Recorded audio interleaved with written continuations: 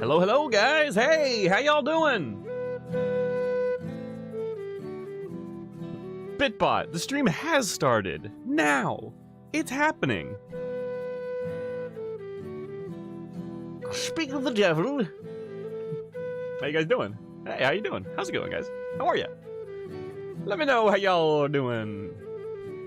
This is gonna be awesome, Noob Inc. Fingers crossed we get to finish the to-do list today. Hey, we'll see. We'll see. We've got someone in the campaign doc, Anonymous Rhino. It might be Ape's concert. It's not an ape though. So that's a little weird, isn't it?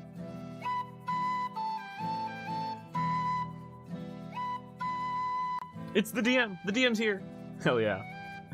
I think it would be the coolest thing if once all the world building is done, someone recreated it in Minecraft. That'd be amazing. Holy shit. That'd be wild. Are you kidding me? I thought about that already.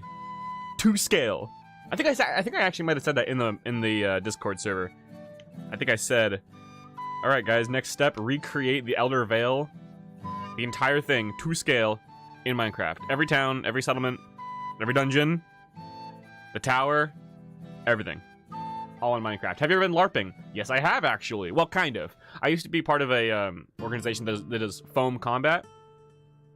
But we were very, very low on the actual role-playing side of things. We didn't play characters. It was mostly... We dressed up in garb, and we fought.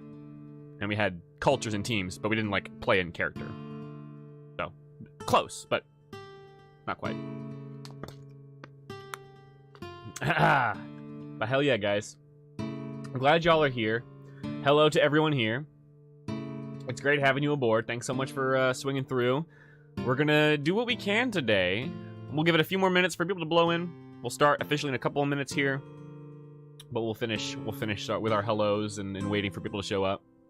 Gonna need a lot of wool for the Vale outskirts. Yeah. Yes, 5 cats. Yes, I have a whole Minecraft adventure where we got people being PCs. We can have people controlling mobs. Oh my gosh, it'd be insane. I couldn't do that. That is ridiculous. Funny enough, I just finished the first journal, says Noob Inc. Oh, do you mean the campaign diary? Awesome. That's great. For those of you who have not watched the first campaign diary, go ahead and watch that as soon as you can.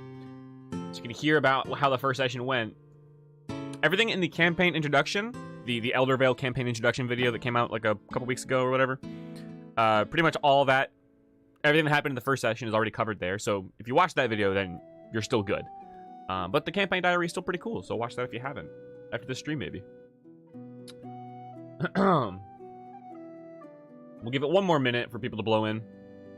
1 more minute-ish. And then we'll get into it. I do have a new to-do list for today's stream. Gotta knock some things out. We're gonna start grinding out some real content today. Some actual, like, things the party will actually run into in the next session, which is the Saturday. So, we're gonna boil it down. We're gonna hone in and really get some hardcore planning done. Probably be a little less chaotic than last stream. Last stream was awesome, but it was also quite chaotic with all the ideas flying through. So we're gonna dive in a little bit, zoom into Hogwood, make some real good shit happen.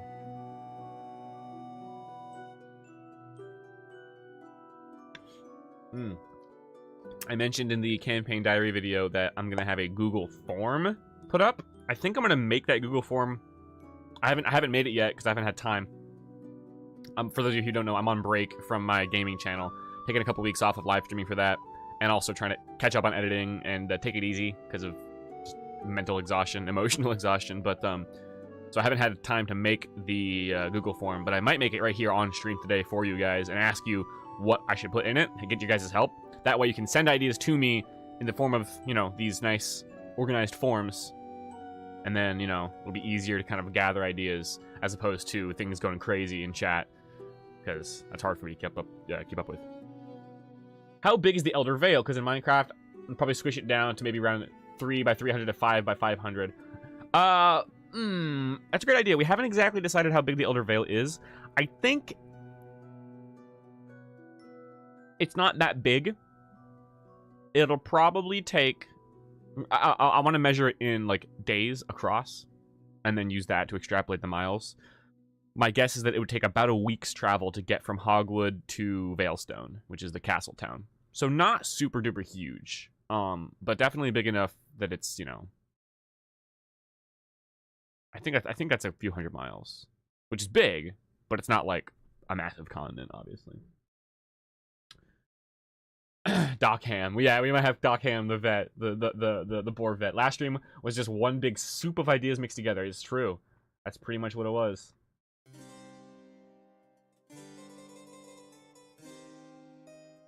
All right, guys. Well, I've given people time to blow in.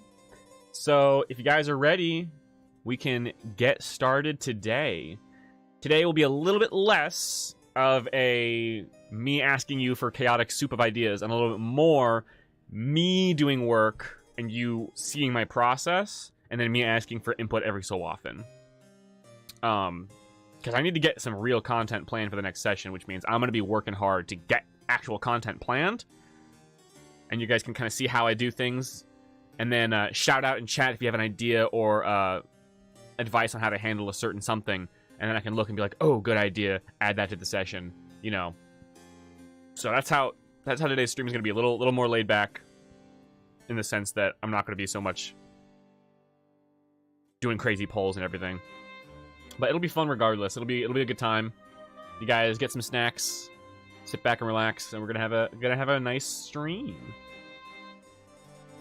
Mostly pig soup, yeah. I think it should never be big enough that you can't see the tower in the far distance. Yeah. That's a good call. If the tower is I have to do the math. We'll do that. We'll try to pick out the size in the stream. Based on my very, very, very rough estimates, the tower is probably 50 miles away from Hogwood, which would probably put it in sight. I'd say at 50 miles away, if it's floating really high, you can probably see it as a little like speck. And the closer you get, the more foreboding it is. All right, let's get to it, guys. Let's get going here. I'm gonna do a swoop over to the planning stream. Shoo! It's not really a swoop, kind of just a fade. But anyway, we got the doc open, y'all. For those of you who want to open this document and read along with me, you can. The link is in the descriptione. You guys can read this. I've tried my best to organize it and clean it up a little bit. It's still a little chaotic, but you guys should have a better time reading it now. Like I said, we do have Anonymous Rhino up in here. I don't know who that is. One of yous is in here, but in big bold text, if you are an Elder Vale player, of course, do not read this document. Major spoilers for the Elder Vale campaign. You guys out there, spoiler alert. Hear me out, says 5cats, this is my last random idea. What if the tower didn't float, it had giant spider legs? Christ almighty. That sounds awful. I do have some late game ideas in terms of what the tower is going to do in like the final boss fight zone. I don't think it having giant spider legs is something we'll do now, but in like the final zone, the tower itself might turn into some kind of monster to fight or something. So that actually might be a thing. But right now, I think we'll keep it floating, and it has the chains that I think are attached to magic crystals that make it float. It's me in there. I don't know why it's Anonymous Rider. I thought it was you. I figured it was you, because you mentioned the to-do list. Oh, look, we got Anonymous Raccoon in here now. It just gives you a random animal. That's how Google Docs does it. But as usual, guys, if there are any audio-visual issues that you need me to fix, then let me know. I aim to please with the optimal viewing experience, but let's get into it here. So, the Elder Vale campaign doc. Look, I color-coded everything. Anything in red text is something we need to plan at some point. Something that's a blank to fill in. Anything that is blue text is just something that I wrote down that's a cool concept or a name. Oh, whoops. Hold on, let me go mute my, let me go mute my Facebook Messenger. How do I do that? I guess I can just keep it open. Hold on. Oh, Jesus. I don't want these popping up. Pop up new messages? I'll just mute the one that's making... that people are active in.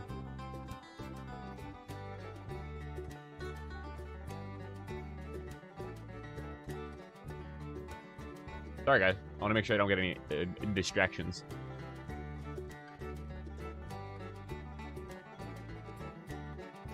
Where is the doc? It's in the description, right here. Literally the description of this stream. It should be, at least. Might be funny, but we should make the mayor of Hogwood a hog. I don't think we'll do that, but I think the mayor has a special hog, a special pet hog. That is like a big, fat, round, shiny pig with a little top hat. That will probably do. All right, so anyway, like I was saying, anything in blue text is a cool idea for later. For example, some names, Old Creek and Humble Home, are names that I really like and we might use somewhere. The moon fruit or moonberry and the eclipse trees that grow both sunfruit and moonfruit. I think Five Cats had that idea, if I'm not mistaken. Mellow Mill is a cool name. Will-O-Wisps in the castle, alternate mine entrance. The party being able to take over the castle and renovate it for later. Vanderclaw as a name. So you see, you got some... Oh, here. The trees whose roots are like hard steel that cut through some location. So I've got some cool ideas that are kind of like... Not sure exactly where they'll go yet, but I like them and I want to keep them in mind. So those are blue text. Once again, I'll remind you guys of the campaign tone. It's going to be an open world sandbox exploration style, but with very clear direction, so there's no, like, lack of direction. There's no, like, where do we go? What do we do? So, sort of a nice blend of open world and, I don't want to say railroad, but, clear path forward. Like, there's a clear goal at any given time, so the players can decide to explore, or they can just say, let's go to where we're supposed to go. Easy, Breath of the Wild is sort of the flavor of this world in terms of scattered, developed settlements, small settlements, built over these ruins of an old kingdom. It's going to have a sort of a Lord of the Rings-esque Tolkien feeling. Classic races and monsters, nothing too out there, too crazy. In terms of, like, Dragonborn and Tieflings and Azamar and, crazy races like that. I don't want to overwhelm the party. Let's just give them sort of simple stuff. So just a handful of those crazier races, but there'll be some out there though. There will be some. And then the sort of story direction will be very decision-based. Choices will feel important, but I don't want anything too heavy for the players to bog them down, because heavy choices with severe consequences can be stressful, and I don't want to stress out these new D&D players with that. So, bearing that in mind, we can continue. Hey man, I love your work, says Lulu. Thank you. I'm glad you do. Glad you're here, by the way. I hope you enjoy the stream. And Little Monocle. Yes, Five Cats. Exactly. The pig, the mayor pig. Oh, man.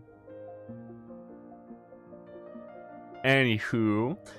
So I have a stream to-do list for today. We have a different set of goals today than last time. Here's our to-do list to help keep us on track. First things first. Part of Morgaine, our Dragonborn Druid's backstory as a hermit background, is that she has had some kind of a dream or revelation. Her player has given me some thoughts as to what she wants from the dream, but she does want me to come up with the specifics of her vision. She already had this vision in character. She already had it years ago during her solo time after being kicked out of the village, if you recall her backstory. But out of character, we don't know the specifics of that yet. So I thought it'd be cool for us to sit down and come up with the symbolisms in the dream.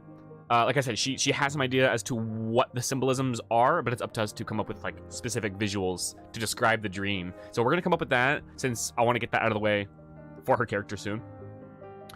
We need to plan an opening scene for the next session. So that's easy, just how does the next session open? It's gonna be in the tavern right after the encounter with Nether and Daz. But we need to set up a few plot points that were touched on.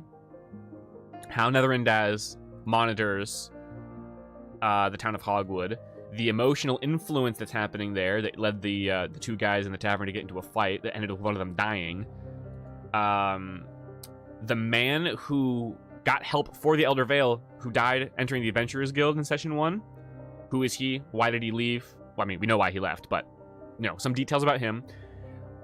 One plot point that was brought up in the first stream was the matter of time dilation. Does time move slower in the Elder Vale? We might open up a poll for if it does or not, and how dilated is it. So we'll see about that.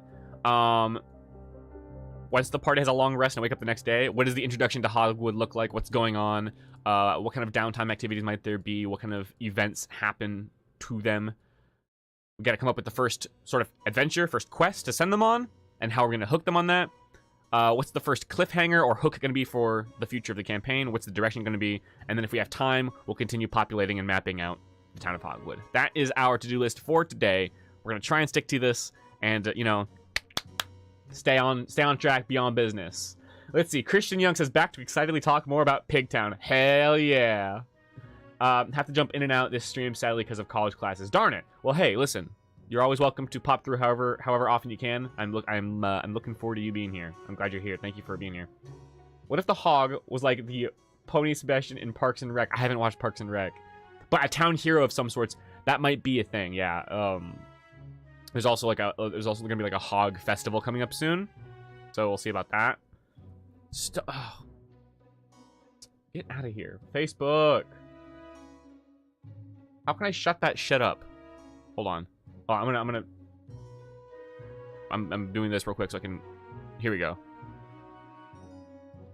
Give me a second, guys. Manage notifications. It's a Windows thing.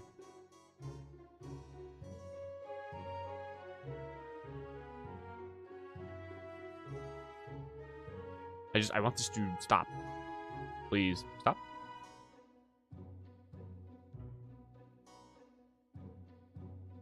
We'll see if I did it. I don't want my... I don't want my shit popping up. What if the emotional influence between the two men is that one preferred chickens than pigs? No. Oh, whoops, this is the wrong screen. There, that's the one I want. Awkward. Sorry, guys. Chicken lovers. Yeah, no. It's definitely gonna be some magical influence that Nether and Daz is doing. But I have cool ideas for that. Once we get to that point, I'm gonna talk about some neat ideas that I had. And I want you guys to let me know what you think, because you know, I want many ideas from chat, but I've got my own. I've got my own ideas too, guys. We'll talk about that. And I'm glad I caught the stream this time, says Jacob Barnett. Hey, welcome, Jacob. I'm glad you're here. Welcome. I hope you enjoy the stream. So here's another thing, guys. Here's a big thing. Listen, last stream I got a donation from local legend Okami Joe, who attached a message to the donation saying that he wanted to do an old Knoll veteran that wants the younger generation of heroes to be strong. I figured a cool little incentive would be that if you send a donation my way, I will do my best to incorporate your idea. Now, big asterisk here. Big asterisk. Subject to my approval. If you give me a $50 donation and say Bahamut comes in and summons every metallic dragon in the multiverse to attack Nether and Daz's tower in session 2, obviously I'm gonna be like, I can't do that. So don't take this as I will automatically do your idea. But if you want to support your boy by sending a few dollars down, you know, I will do my best to incorporate your idea because I want to reward you guys for your generosity. I want you to be able to get something out of it. So that's something there. This was a really cool idea that I like. I love the idea of a Knoll, because Knolls are an evil race. They are a species that has demonic origin. So the idea of overcoming that evil nature and being a good guy is something I want to explore, and that would be a really cool character to meet later on in the campaign. So that's an idea that I'm like, cool, I will definitely put that in. You're welcome for the warm welcome, Jacob. Also, hello, No Bark Nomad. Hello, welcome. $50, you save Harambe. Hey. Maybe. It might just be a quick little session. If you're like, oh, put Harambe in, it'll be like, oh, there's a gorilla in the woods. He gives you a boon if you save him from the hunter. I don't fucking know. You know, but anyway, enough on that. So the rest of the campaign doc is pretty much everything we already went through. We've got the big bad evil guy and his plan kind of outlined fairly well here. We've got the first few settlements decided on, areas in terms of just rough regions. We've got some figured out here. Some factions, which we'll go over later. We don't have to spend too much time thinking about that now. And then one random idea that we have here is Veil Dust being either a drug or an enchantment. What's the word? Enchantment ingredient, basically. A resource that you can use to enchant weapons and items and stuff. So that's that. I'll go back to the map of the Elder Vale here to remind you guys of what we got in terms of a map. Pretty-fucking sweet stuff, y'all.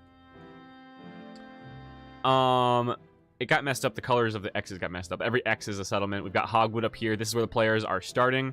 And they're probably going to want to go into the Snorting Thicket for their first quest. That is the pig forest, basically. So we're going to talk about that today.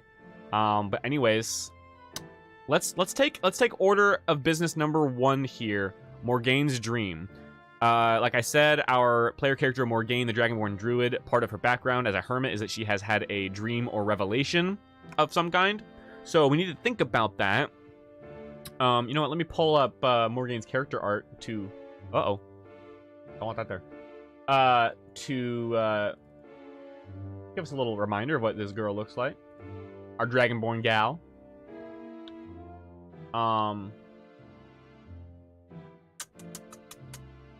We have to think about her dream. I'll pull up the player's thoughts, what the player herself wanted. There we go. That's our Dragonborn Druid, Morgaine. Art by my friend RJBon Art on Twitter. You can see the photo credit in the campaign introduction video. I can also throw a link in right now. Hey, y'all. Go visit this guy's Twitter. Give him a like. Give him a follow. Check out his awesome, awesome art. He did a bunch of character art for the campaign of all the main player characters, so hell to the hell yeah. $50 is $50, you know it. You know it. I can imagine Morgaine's Dream probably might be a great way to get them to interact with the Forest Settlement or the Druid Circle. Yes, I believe that is probably a good call. And there might be a dream interpreter character that we can kind of lay breadcrumb hints for that she might want to seek out to get answers. A revelation of the problem happening in that area. Yeah, to be able to tie in her dream to a tangible quest that happens at some point is absolutely a route that I would want to go. So let me pull up this character's, or the players, I should say, thoughts that they sent me about what they want to include in the dream. And then we can talk about it and think about it. Give me a second, guys.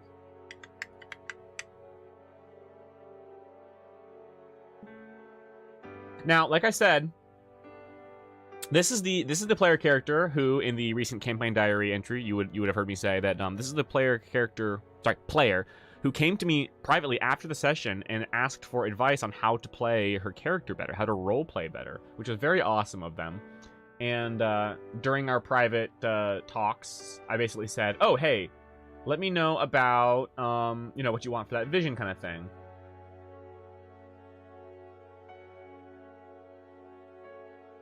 I got it right here. Found it. Come on. Let me organize my windows a little bit. I only have 2 monitors now instead of the usual 3, so I'm playing around with Windows right now. Sorry about that. Yo, what's up, Lee? How you doing, buddy? Ali Zaki in the house. How you doing, man?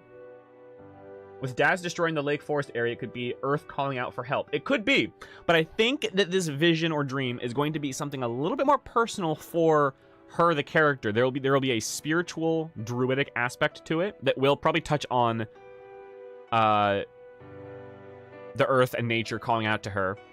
Because if you'll recall, she is a more practical druid. She doesn't really take the spiritual aspect of druidism super seriously. It's more of a tool for her. Maybe this will have to change that, but it's also a personal thing. So it'll tie in the tangible world-saving elements and her personal elements, and we're going to try and find a way to kind of link those together in a way that's very organic and very cool. So let me read to you what she said. What subclass is Morgaine? Circle of the Moon. So basically wild shape. When I first started this campaign, we were on vacation. I didn't have like all the expansions in front of me, so I was just like, Circle of the Moon or Circle of the Land. Which one do you want? I don't think her subclass will really play too much into it. Not much there to really like put into, but Circle of the Moon could be viewed as a, you know, more spiritual side of things. I don't know. Yeah.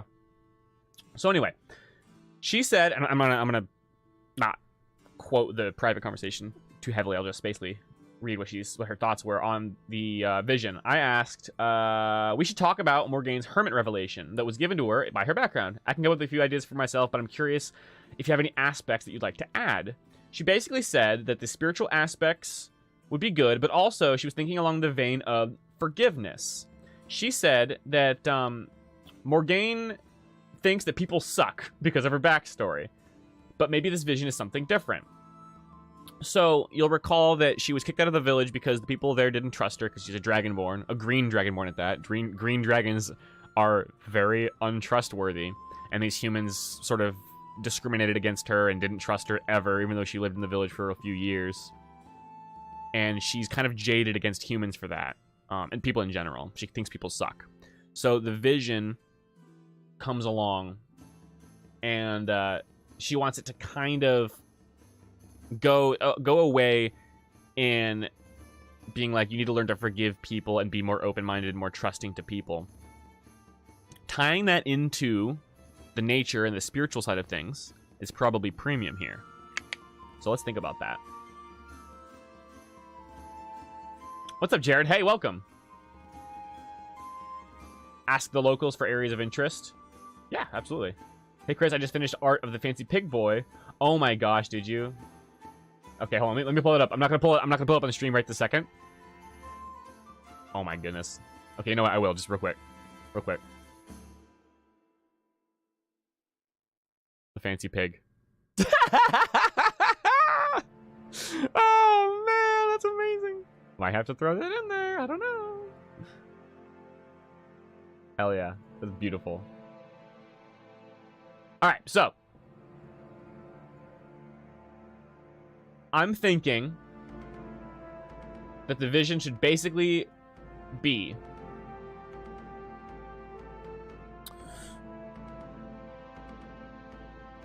Morgaine, you need to embrace the spiritual side of nature and the natural world in order to save the Elder Vale. The ability to tap into your druid powers, the spiritual side of druidism, will be key in you saving not only the environment, not only the nature of the Elder Vale, which is being totally fucked up by Daz, but also to save its people. In order to fully utilize the powers of nature to save the world, to be a hero, you need to open your heart and let go of the sins of the people who wronged you. And perhaps the way that those two things tie into each other is we could go a very kind of like Full Metal Alchemist route of like all is one and one is all. And be like, listen, in nature, the trees and the animals and the air and the water and the earth all are this homogeneous system that works together. And that's what makes nature strong, is being able to take the all and incorporate it. It's all a network, it's all a web. And in much the same way, you need to be open to working with other people and trusting other people and not and let go of the pain and of your hatred of people, and learn to connect with others the way that aspects of nature connect with each other. I think that's kind of a cool way to do it personally. Keeping the balance of human expansion with the need for nature as one. Yeah, that can tie into what I was kind of saying. Just like people and nature need each other, people need each other. You know, people and civilization and nature use each other. One cannot dominate the other. And in much the same way, people need each other, and you can't just not like people. You can't just not trust people. That ain't healthy. That's not conducive to growth. You know? That's not natural. People need to be one. Maybe they could see a druidic landmark in the vision that is speaking to her, like a mystical tree or a lake that is speaking to her. Ooh, yeah. It might even be the lake, or it might be. What about a mystical tree that's in the that is inside the shoot. That is inside the nasty forest that's being taken over by the evil swamp water. Maybe there's a mystical tree in here, and that's what's reaching out to her and giving her this vision. It's basically saying, you need to come save me. Saving me. It's like the Great Deku Tree, you know? Saving me is integral to saving the Vale. But in order to do that, you're gonna have to get over your shit. So this is step one. Step one is to grow in yourself. Then you can come help me out, and then you can help the whole Vale. Because maybe the tree is connected with the whole Vale. It all comes back to this concept of all is one is all. Work together, be connected. Whispering Woods, it might be the Whispering Woods or Shimmerscale Lake, like I said. Yeah. I think it being a tree is probably the easiest way to be like nature landmark. But it could be connected, you know, I mean, if it's a big magic tree, it's definitely connected to the lake. It's definitely connected to, you know, everything, basically. Whispering Woods. I wonder if this should be the Whispering Woods.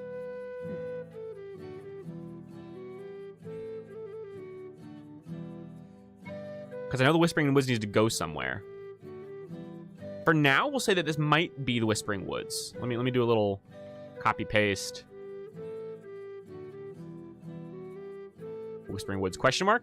We don't know if that's what that's going to be, but it might be.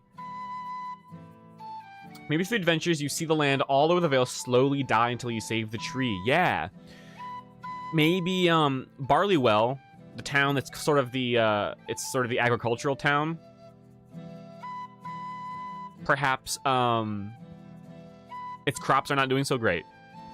It was blessed with rich soil, but for some reason, the soil's not so rich anymore. What could it mean? And then if Morgane rolls a really high nature check or a really high, druid magic key check, she could be able to tell, like, oh, something is failing. Nature is failing somehow, and it's not that strong yet. It's very subtle. But over the course of the adventure, yeah, maybe things start to get a little more gray. I like that idea. Oh, sorry, Bitbot. Going off what Christian said, it should be Shimmering Lake or whatever. Yeah. Shimmerscale Lake. Hey, what's up, CPR? What's going on? How you doing? Welcome. So, what do you guys? Let me think. You guys are saying tree or lake. I'm gonna put up a poll. What's speaking to Morgane? The tree or the lake?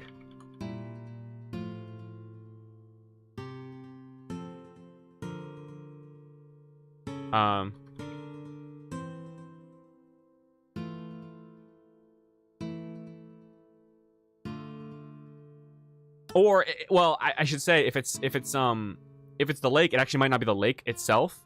It might be the waterfall and the headwaters of the lake. It might just be the waters in general, but the lake is kind of like, you know. Got some things to... Oh, hey! But I've awoken, says Loki. Hey, welcome. If you choose the lake, we could have the lion turtle be the interpreter of the dream. Ooh! That's true!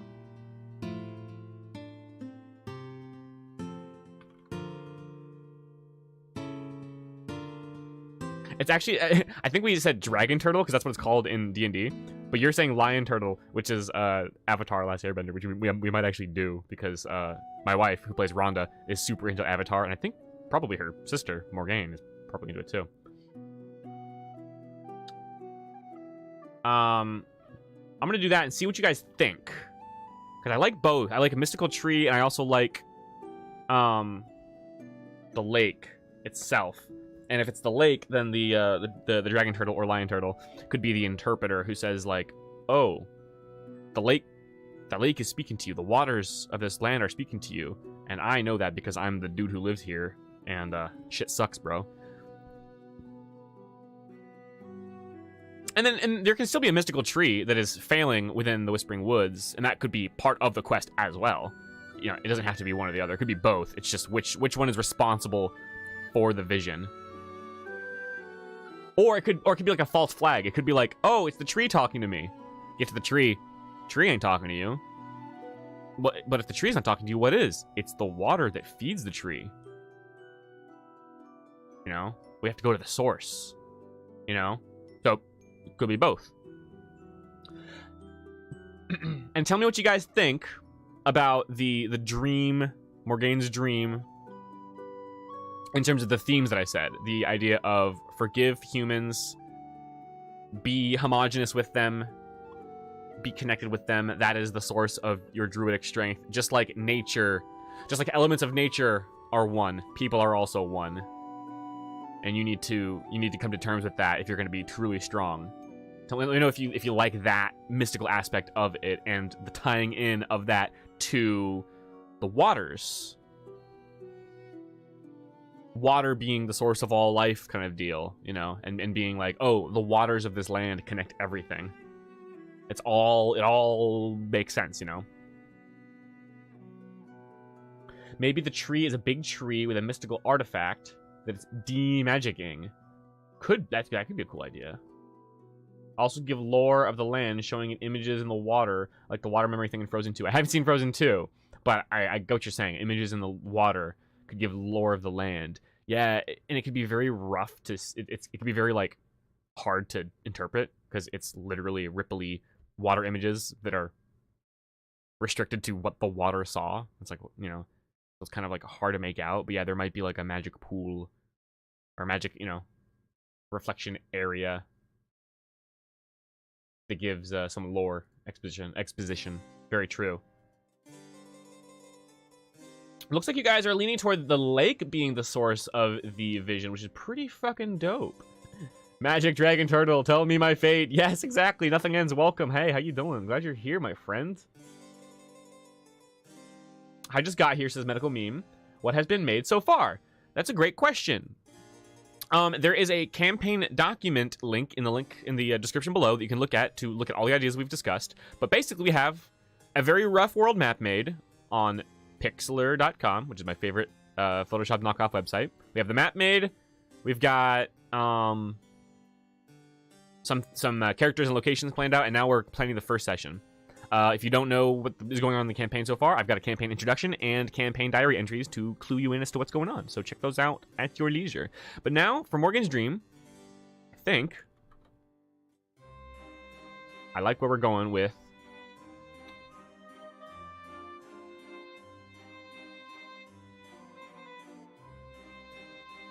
I just got here after eating lunch. Also, lake kind of looks like a lung. It kind of does, doesn't it? Or we were calling it the heart because it's like a heart with the veins that go all over the land, which actually ties into what we're talking about right now, the whole dream thing, and everything being connected. You know. So we're gonna make this. We're gonna set this in stone. Morgaine's Dream. Check that off the list. Shimmer scale. Lake. Given. Dragon, turtle, interprets down the line. What's up, Heavenly Buddha? Welcome! I love this track.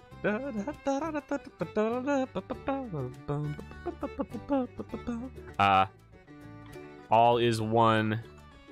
One is all. Learn to forgive. Be one with others, just as nature is one with itself. Yada yada yada. Sounds pretty good, right, guys? It's hard to read because of the strike through, but we'll put that in a better place later. The land is alive. Kinda. Not really, but maybe. Yeah, it could literally be that the lake is kind of connected all over the land, and that's why it's all mystical, magical, and why it's giving visions to Morgaine. Having the document in a whole new tab is good for my eyes. Yeah.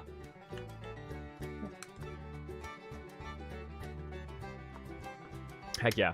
I think the main cast of characters should do is recover all the pigs for the Hog Festival. Yeah, we have to talk about that. We're going to talk about that real soon. Listen, Morgaine's Dream, we'll check that off the list. We're good. So, let's get started planning this actual session. Oh, let's get some more appropriate music. I love that song, but let's get some mood music going. So, we're going to shift gears a little bit here. We're going to try to blast through things kind of fairly quickly in this stream. So, you know, we're going to be on track. Let's talk about Hogwood and talk about the actual adventure itself. Last time on D&D, our heroes encountered Netherin Daz, the ruler of the Elder Vale, the evil man, the big bad evil guy. Oh, let me mute Discord. Thought I did that already. They have to learn what's going on here. Barkeep Joe is pretty much going to explain everything. So let's write down exactly what's going to be said and write down actual session notes here. I've got session notes document open. Bam. So here's how I'm gonna plan out the session notes. I don't know if I'm gonna share this necessarily, but I might. But it'll be right here. So Elder Vale session notes, session 2 this Saturday, the 26th. I like to title my session sometimes like episode names, like session 2, Hogwood. After meeting Netherin Daz, I'm using just headers and titles to basically create a table of contents on the side here. And my method of doing session notes is to be very, very rough and just write notes. I'll just put shit on the wall and then kind of finalize it later. So the party in the Boar's Head Inn with Barkeep Joe, a female patron, who I don't think I mentioned in any of the recaps or anything, but there is a female patron who witnessed the events of the party entering the inn. So we can decide if she's someone important, and a male patron who killed the other. We definitely need to plan who that is and if he's got anything to do with anything else. He might just be like a troublemaker. He might be a butcher or a hunter or something.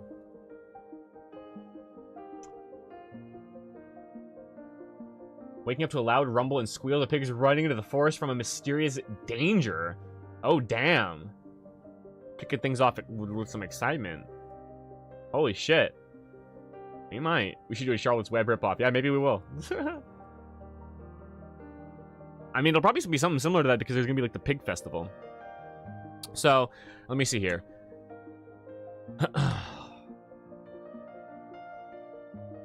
What? Now, I'm not going to script what Barkeep Joe says because he's not going to start the conversation. But we're going to say what Barkeep Joe knows. So that we have a list of answers for the NPC's questions. Netherin Daz rules the Vale from his tower. He hasn't seen the tower himself. Doesn't know that that it flies. He's not a well-traveled individual, so maybe he hasn't picked up, you know, well, I don't know, maybe he does know, because I guess word has traveled.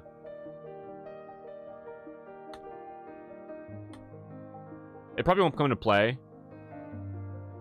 He can point out the tower the next day. Speck in the sky.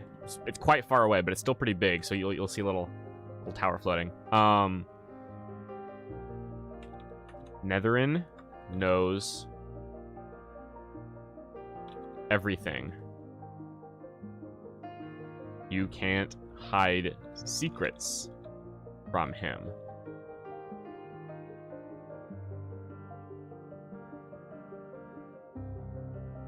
Netherin gives everyone a brand. If you enter the Vale, you become branded. He doesn't know what the brand does aside from kill you if you leave the Vale. He doesn't know that it absorb souls. That'll be a sort of plot twist later on. It's like a rumor to him. Yeah, we could say, you could point out the tower, this guy, the next, let's see,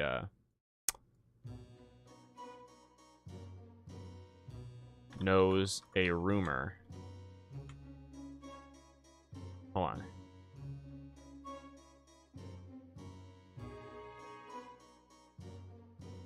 That the speck in the sky is Netherins. I'll let the party decide, like, figure out, oh, that's his floating tower fortress. What details do you have about the male murderous person? Like, are they cloaked? No, they're not cloaked at all. As a matter of fact, they're just like a normal patron. They're just at the bar drinking when he killed the other guy, and then Netherin Daz came to collect the body. He's literally just a normal dude. So we don't have any real details about him just yet. I just described him as a male patron wearing common clothes. So we need to think of details. Who is he? He's just a normal guy, but like, does he have a name? Does he have a job in the, you know, town? I think the town's pigs should escape and run into the forest by a strange force, and when they look to track them, they meet the king of the wild pigs that has been changed by Netherin Daz's magic. Oh shit. I like that. Zuckerman's famous pig. Yes, he does. He knows all about it. Smoking some brisket. I don't know if you guys have seen that. Mark Zuckerberg. Smoking brisket in his backyard. Snorting Thick has been corrupted. I like that. We'll get to that soon. Barkeep Joe also knows, I'll put this here, citizens of the Vale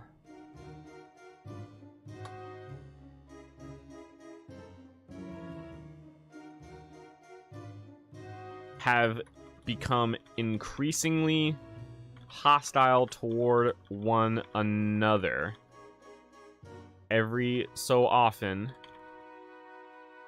emotions rise and fights break out. Always a death, and Netherin always collects. Netherin knows when someone dies, obviously.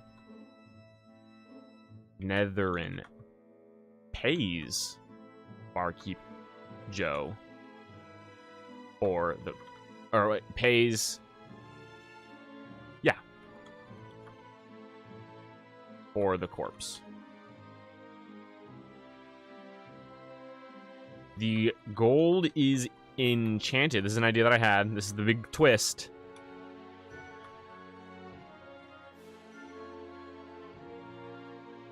When it is given, it enchants the recipient into always accepting payment. So basically, Netherin gives you the gold, you take it, you're now enchanted. Every time Netherin gives you that gold, you just have to accept it, and you have to give him whatever he's buying, which is the corpse. That's sort of the idea that I'm going for there. All right, I think that's everything that Barkeep Joe knows.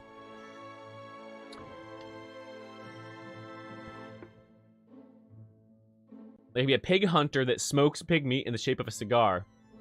Bro, so what, he's just making jerky in his little cigar, like, constantly? That's actually awesome. Yes, but they'll definitely do stuff for the Hog Festival. For sure, for sure. What if anger keeps rising until someone is killed by a brawl, then the anger meter resets? Yeah, I like that.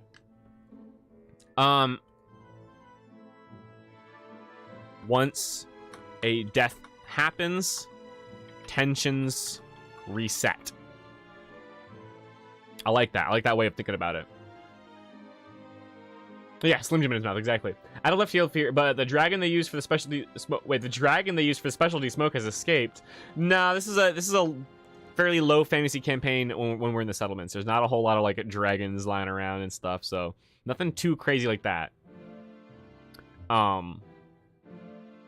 Just woke up lucky to be able to tune in. Hey, welcome.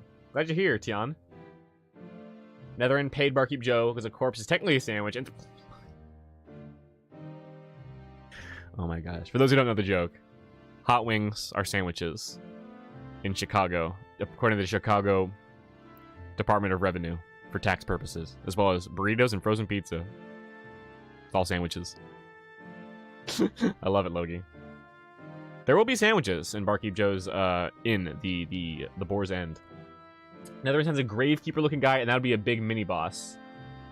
Well, I do like the idea of a gravekeeper. Well, I mean, Netherland kind of is the gravekeeper guy because he came and picked up the body himself, so that's kind of him.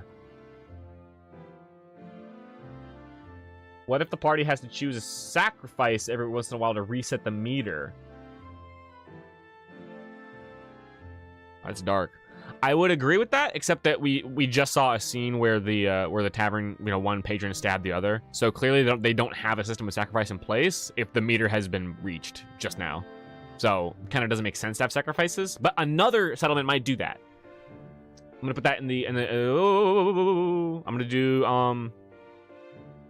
over here. I'm gonna do that. A settlement has sacrifices to keep the anger meter in check. Somewhere else will have that. Not Hogwood, because they haven't caught on yet. But I like that idea. Colorado. I said Chicago. It's Colorado. You're right. I forgot. Thank you for the correction.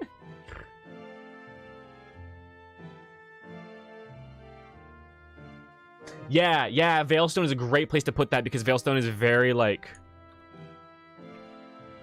They've got, like, militaristic dudes. They're very, like, we have to keep this in line. So maybe they're the ones who know about it and come and, crack down. Yeah, exactly. Yeah, medical meme. Precisely. I like that idea. I'll put that right there.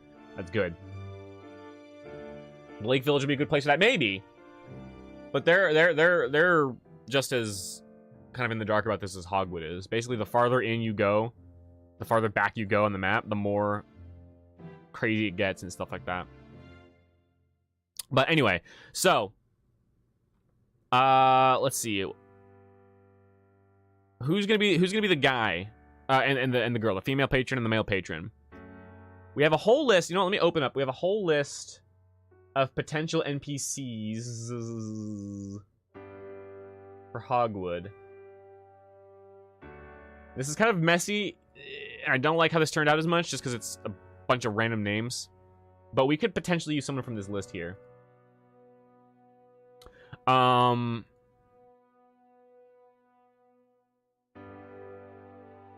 It could be Stella the half-elf woodcarver. It could be...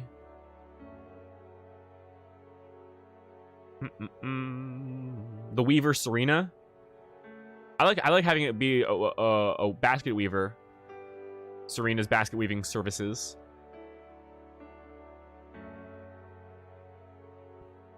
Or Holly from the ice house. There's an ice house where they store the frozen meat, obviously. Probably one of them. Off the top of my head, unless you guys protest, I'm gonna go with Serena, the Weaver.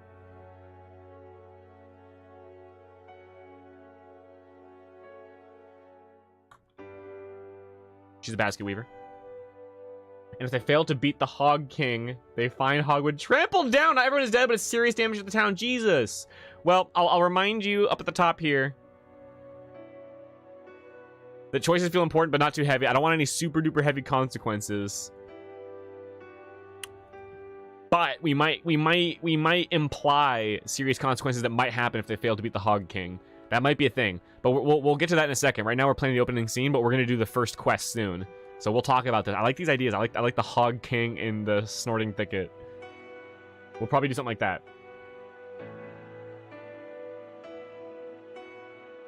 Serena seems like a pick. Yeah. Oh, Lumberjack could be the dude. Do we have a name picked out for the Lumberjack? I know we had Lumberjack.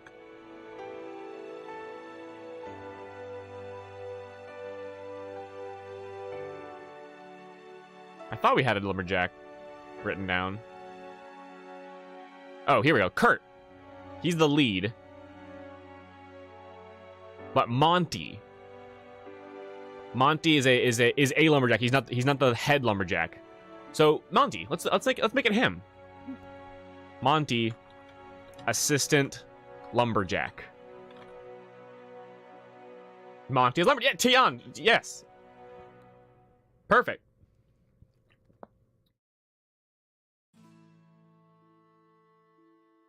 Give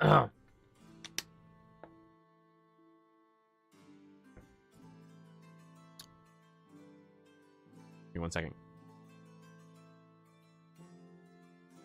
We'll do Ron as a lumberjack, but since Monty's already there, and Tian also agrees Monty, we'll make it Monty, and he is upset. Monty does not like the fact that he just fucking killed someone. Maybe Ron is the guy that was killed.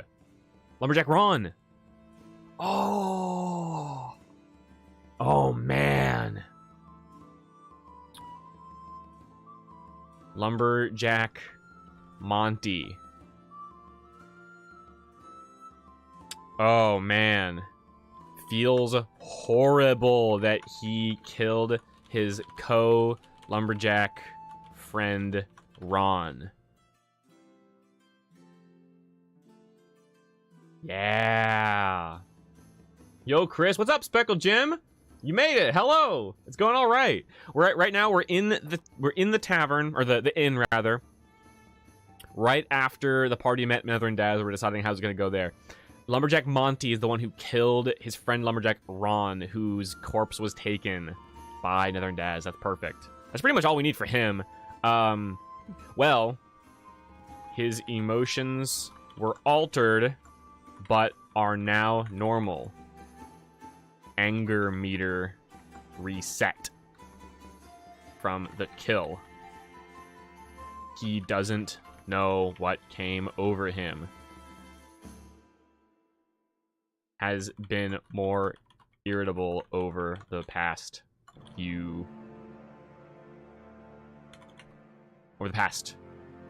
or so. Probably how long it takes for the anger meter to fill up. Fat F for Ron is right.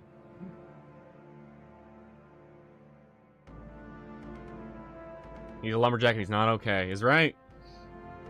How interconnected is this town? Probably quite interconnected. Pretty much everyone kind of knows of each other. It's probably only going to be like maybe 200 people who live here.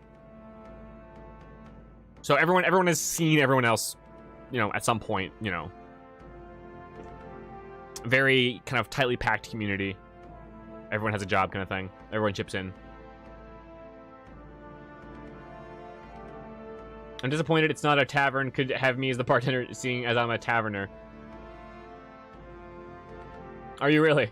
Well, this inn does have a bar, so there is a barkeep. It's Barkeep Joe. That's already his name, Barkeep Joe. But it's not a tavern per se.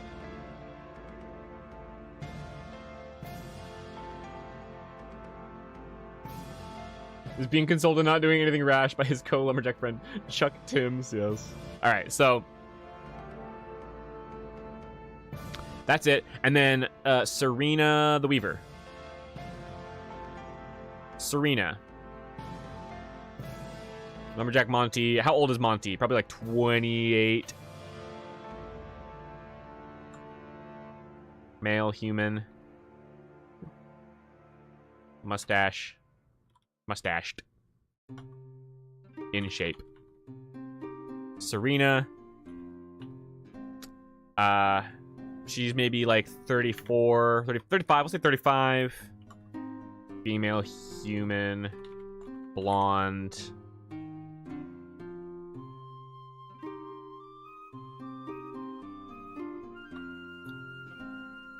Weaver. Town Weaver. Crying. Distraught.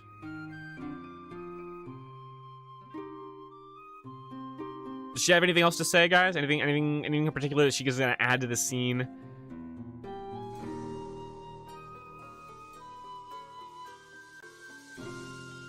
Maybe like this is the second time she's seen a fight leading to a death in the past month.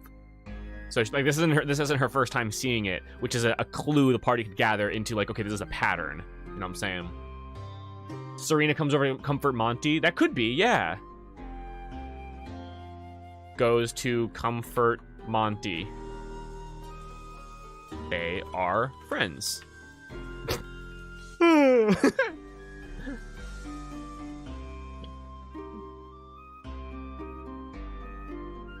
Hey, Stout Shaco, welcome! You didn't miss it. Glad you're here. Christian Young, you didn't miss too much. We're talking about the other patrons in the tavern who witnessed the killing. Monty the Lumberjack is the one who killed his friend Ron the Lumberjack. Ron's corpse was taken by Nether and Daz. Guys, what if during the first big battle against Nether and Daz's zombies, they recognize Ron and they have to kill him?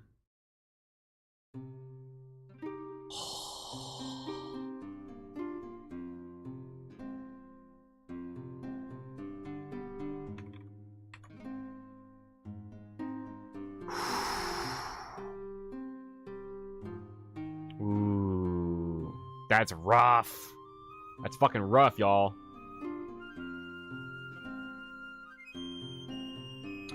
Would she sell Wickerman charms to protect against evil? Yeah, maybe she would. Maybe she, if the party is kind to her, she gives them a wicker charm to ward against evil. Doesn't actually do anything yet, but maybe a +1 to a save against Daz someday? I like that. She's a weaver. She might be like, oh, it's supernatural. It's or not supernatural. It is like superstitious, you know? She's kind of superstitious and it's like, oh, there's a curse and I don't know what it is, but I make these charms. Maybe they help. And they do, maybe later.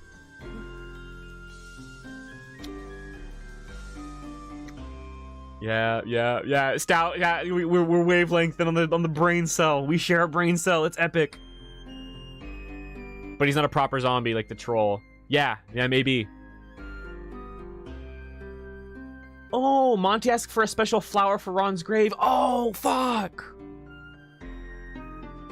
I love that. Asks the party for a special flower for Ron's... No, not him. Not him, but maybe Ron had a lover. Who will do that later? Ron's lover. We'll name her. Come up with a name for Monty's lover that he left behind. It could be a male if you want. I was gonna do female. I was like, hey, maybe he's gay. Who knows? Let me know what we're gonna do. Gives party a quest to find his favorite flower for his grave. If the flower is shown to zombie Ron, he surrenders. Ah! This is emotional damage. Maria. I like Maria. Serena, I don't think Serena should be the lover. I think that's a little too on the nose. A little too like, oh, I watched my lover die. Like, little much. I think she's just more like, oh, I'm friends of those two. Maria, Patricia. Yeah, he weeps. Ah! Emotional damage.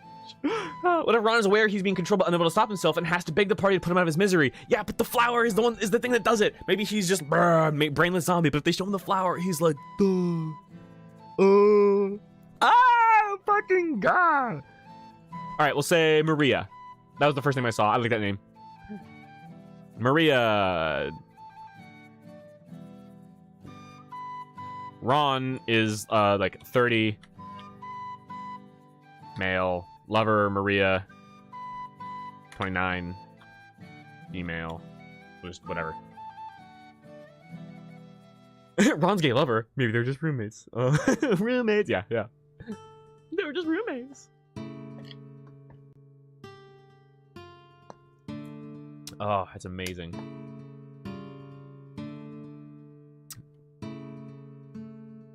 Am I gonna do a...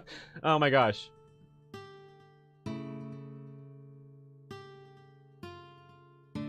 Yeah, I like Maria. Oh, unless... Okay, you know what?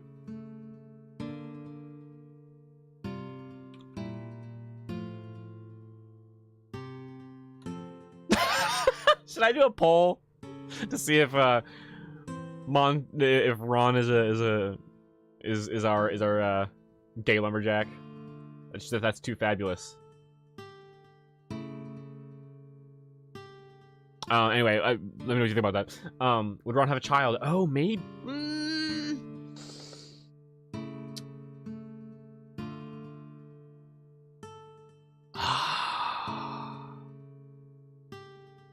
Should Ron have a child, guys? Is it too much emotional damage? Another Ron with a thicker mustache. Yes. Yes.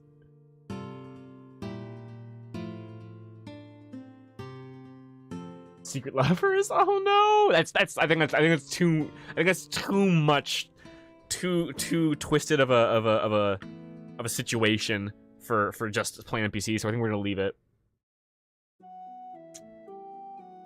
We're just gonna have it be a little more simple than that. But would Daz know if Rendered surrendered or not? Would Daz know if Ron surrendered or not? Maybe. Depends on where it happens. Yeah, let's give him a son.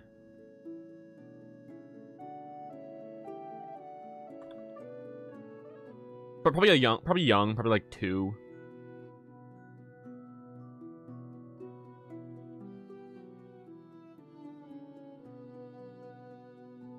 Dang, 5Cat's doing some art. Holy shit. Daz knows everything. He does know everything. Yep. Yeah. Would Daz punish Ron if he surrendered? Probably, if he figured it out. Well, see, Daz views his subjects as mere tools, so it's probably not like, I'm punishing you. It's more like, oh, you turned on me? Well, guess I'll throw you away, you know?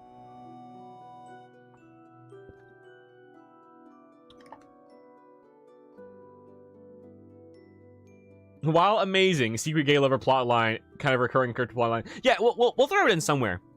I feel like now's not the time.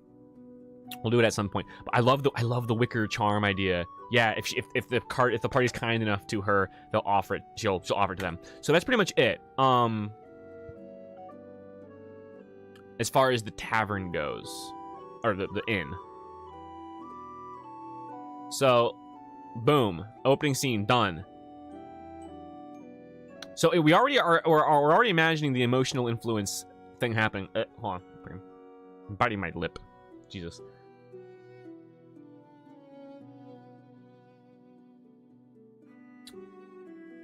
Oh my gosh. Bring back Ron from the undead with his son's help. Fucking heavy, man. Yeah, maybe.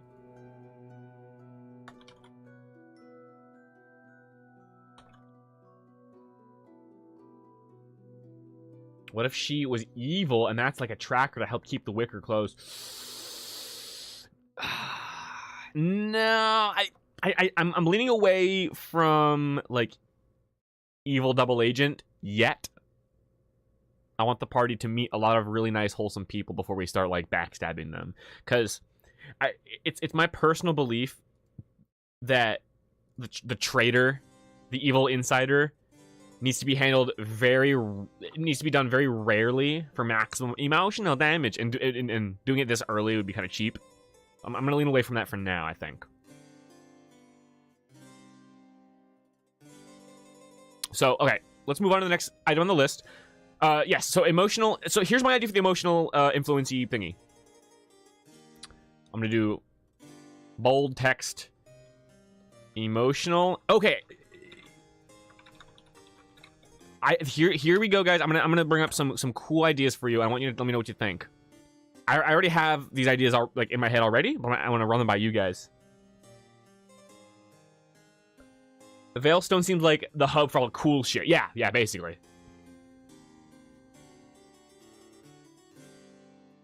It's kind of the people who are the most capable, but also they kind of don't do much because they're all like, oh, we're staying here and guarding the castle. We're not going to help you fight. All right, so hold on. Can I get some spooky music? So here's my idea. For those of you who paid attention to Hoff's backstory, our halfling monk. Hold on, can I get a picture of Hoff? Show me that boy. Show me that man. Yeah, there he is. He used to work for an info broker sort of organization that made signs with scrying glyphs, little magical symbols that spied on the surrounding area. What if Netherin Daz uses something similar, not the same, but similar, that lets him spy on everything? He's got that planted all over the place. What if the glyph doubles as a scrying glyph and also the source of the anger field? It's a double use thing. And this glyph is all over Hogwood and all over all the settlements, except for maybe Veilstone. Maybe they found it and they already fucking destroyed them. But they're all over Hogwood, and part of the opening quest will be like, hey, figure out what's going on. Once you find it, you cross them out, you destroy them. Yay, Hogwood is saved from the scrying and from the emotional influence. And part of the point of the entire campaign will be to go around from settlement to settlement and do that. Alright? Now, who put the scrying glyph there? Netherin Daz himself? Maybe. But I love the concept in a bunch of stories of like the elite generals, the elite four. Netherin's 4 top dogs that are all have a special job that they do really well. So what if he's got 4 big dudes, and one of them is the information gatherer, and one of them is the influencer, and they worked together to make the glyph. And I was thinking about like what they could be called. What could their themes be? What if Netherin's henchman, who is the information collector, the spy, is called like the observer? I originally thought the seer, but the observer sounds pretty cool. And what if the person who does like enchanting magic to make everyone pissed off and kill each other is like the influencer, or the the instigator? The observer and the instigator. Those are 2 of them. And then maybe there's like the enforcer, that's just like the big strong guy that fucks shit up when things go wrong. And then we need like a 4th role. I'm thinking maybe like the retriever or the finder, something like he goes out and he gets things. He like dives into dungeons and he grabs things. He collects stuff. He's or the collector. The collector maybe. A spell that lets you scry through all images of your likeness. See, maybe that. Call it cliche, but the Elder Veil and the runes are all an illusion. Daz is a really good illusionist. Nah, we're not quite going to do that because we already have the idea for Daz's like his motives and everything. So I like that idea in general. Veilstone may only have 1 glyph left. It's in the castle. Yes, I like that. I'm gonna put that into the Veilstone spot. Where is that? Here. Yep, I like that. The Seeker. Ooh, yes. The Thinker, I don't think the Thinker is quite right, because Daz is the mastermind here, so he's kind of the Thinker. So I don't think we'll do that, per se. Are all the generals masked? Maybe.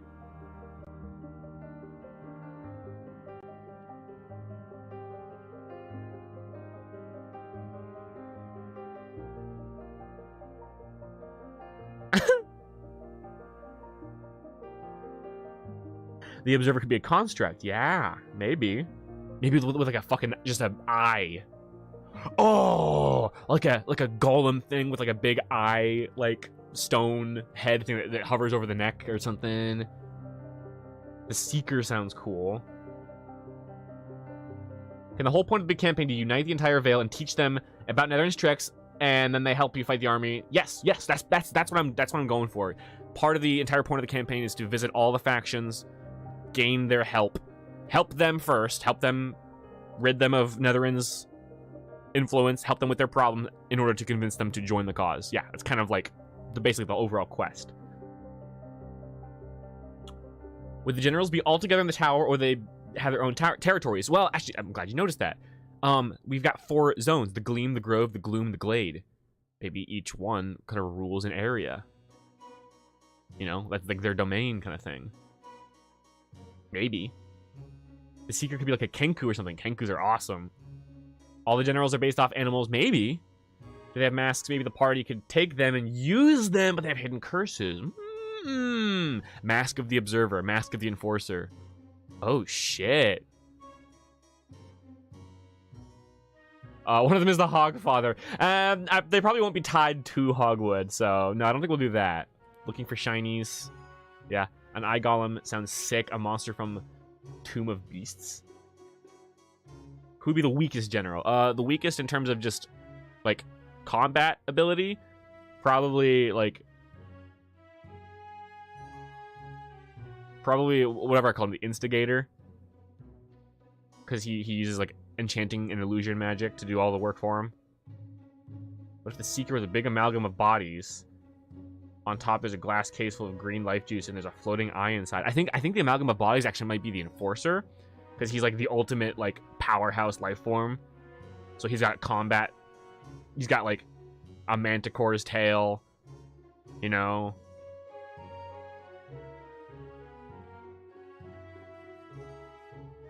Alright, so let's so I think we like this idea.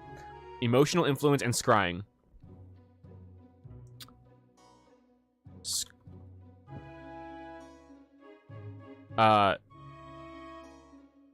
Netherins, glyphs, serve. Oops, I don't know why I did a quotation mark. Netherins, glyphs serve two purposes. To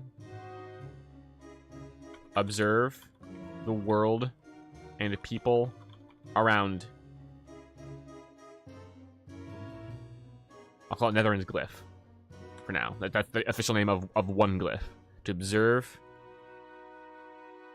the world around it, the world people around it, and to emit negative emotion waves that drives people to commit murder. The scrying aspect was created by the... What did I call him? The Observer? No. The Spectator? Was it the Observer? Is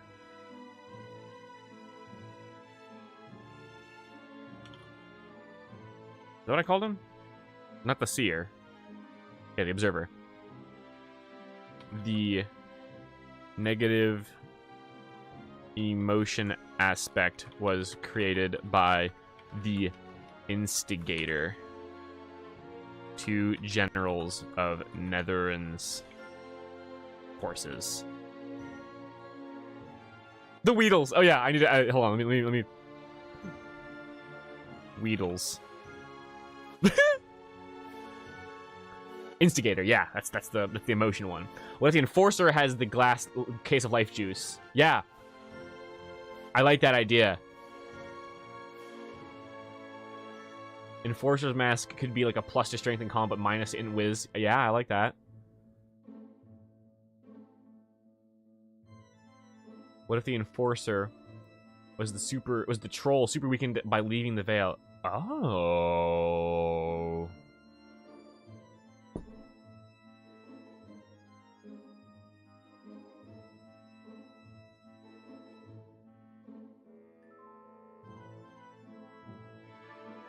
Well, I think the four generals, the Enforcer, the Observer, the Instigator, and so on, I think they have existed for a long time. So maybe the Ogre was the former Enforcer, and he was weakened severely. And Netherin just made a new Enforcer. So the Enforcer is actually the newest member of the crew because he's a replacement for the old one. Damn.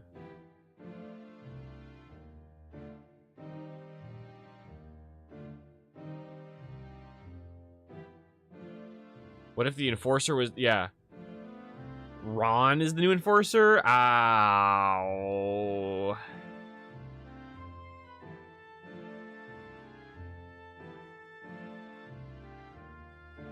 Maybe. I'll put a pin in that one. Or maybe like... I don't know if that would work because the Enforcer is like a combination of like monster parts and Ron is just a dude. So like, you know, it's kind of like Y.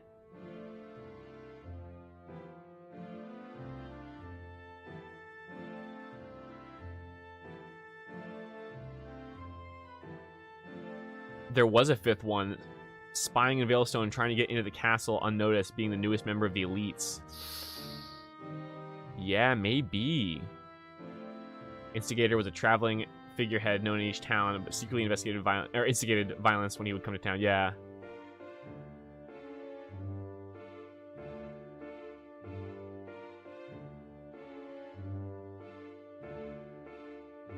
I think the Enforcer will be a fucking amalgamation of all the above. Speckled Gem, Troll, Bugbear, Ogre. Yeah, he's just a fucking crazy-ass, like, monster.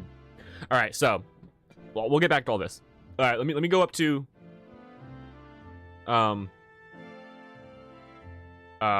entities.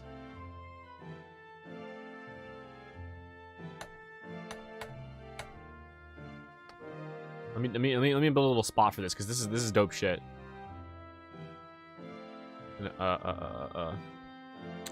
The Observer. I'm just gonna make quick notes here. The Observer. Scrying on every settlement. Construct with eye like head and mask. They all have masks. I like the idea of them having masks that the party can like collect. The Observer, the Instigator, known figurehead who travels, responsible for anger meter. We're just gonna call the anger meter. The Enforcer, amalgamation of monsters. Mutant Ogre was the old Enforcer, lost power from leaving the Vale. And the last one, I saw the Seeker. I'm not sure if I want to call it that. Well, not the last one, the last of the four, but there's technically a fifth one. The Retriever. Maybe no, the Seeker actually sounds good. Retrieves items of or people of interest.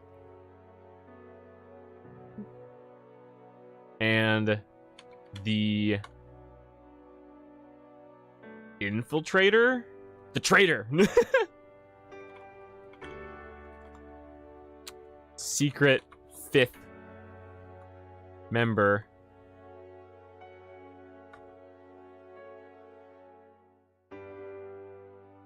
Joined the Black Iron Guard to try and take the castle. Veilstone Castle. There we go. Infiltrator covered in the Instigator's illusions. Yeah, probably. The hidden or the unseen. I like hidden or unseen, but we're gonna stick with the naming metric of the blank the blank the blank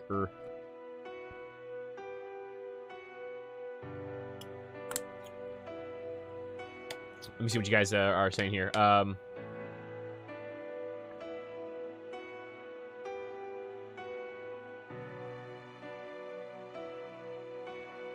What would happen if they push Netherin Daz out of the Vale? I think he's stuck in the Vale. So if you remove him forcefully, who knows? Yeah. Let's write their abilities here. Divination magic.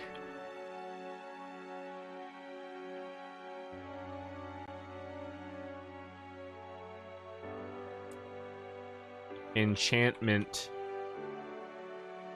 and illusion magic.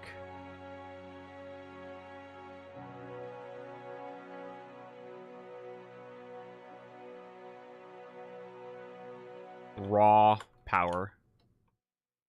The Seeker probably had, because he's the Retriever, he probably has like evocation, basic offensive spells, evocation magic, speed. He's very fast. He zips in and out.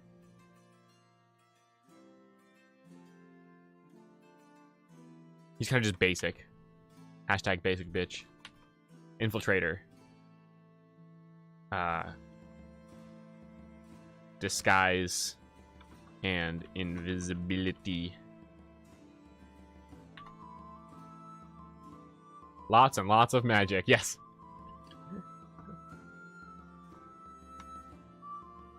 Oh yeah, 5 cats. Enforcer's hella strong. What if the Seeker has a flock of undead animals to help them collect things? Oh! Flock of undead... vultures. Vultures!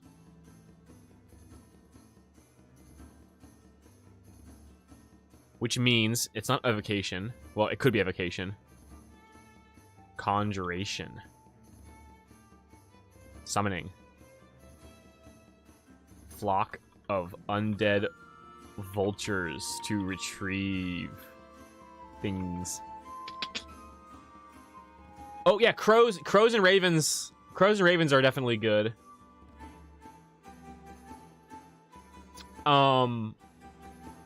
Actually, that probably makes more sense. Shiny things, yeah, of course. Also, I don't have the notification thing, but we just received a $16.69 nice donation from Stout Shaco saying, hey, I'm just enjoying hanging out.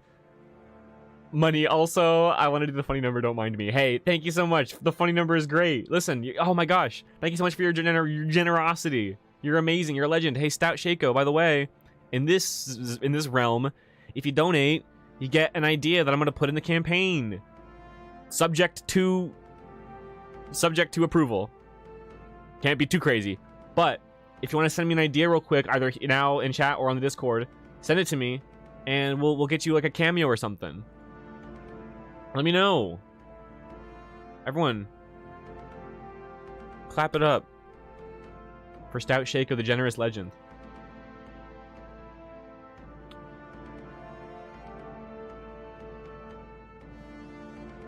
An idea. The skull of one of Nthernda's cronies has one of the symbols on it that is the source of corruption in the Snorting Thicket, where one of his undead has bested/eaten the king boar. Ooh. Keep that in mind. Help me keep that in mind once we move on to the Snorting Thicket. Yeah, maybe Christian Young. Bard. Could be the instigator. No, thank you, Stout. Thank you. But yeah, let me know. Here, I'll put you a little. I'll give you a little.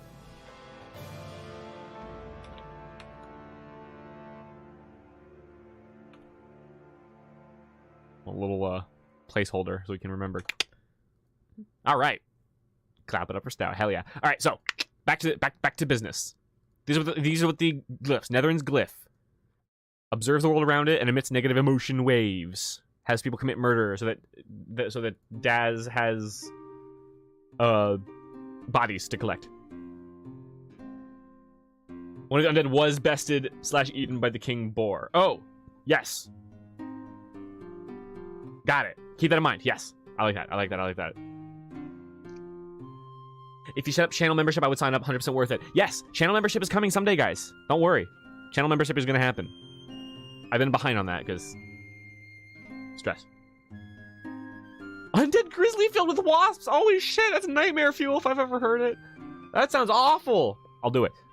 Maybe, probably. We'll see. All right, moving on with the thingy thing.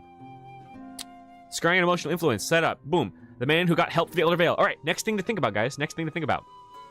The guy that left Elder Vale and made it to Viela's Adventurers Guild, who first contacted the party and asked them to help Elder Vale with his note. Who was he? What's his role? I'm thinking that he's something of a local hero who was not strong enough to combat Nthernda's. He was not strong enough to make it happen.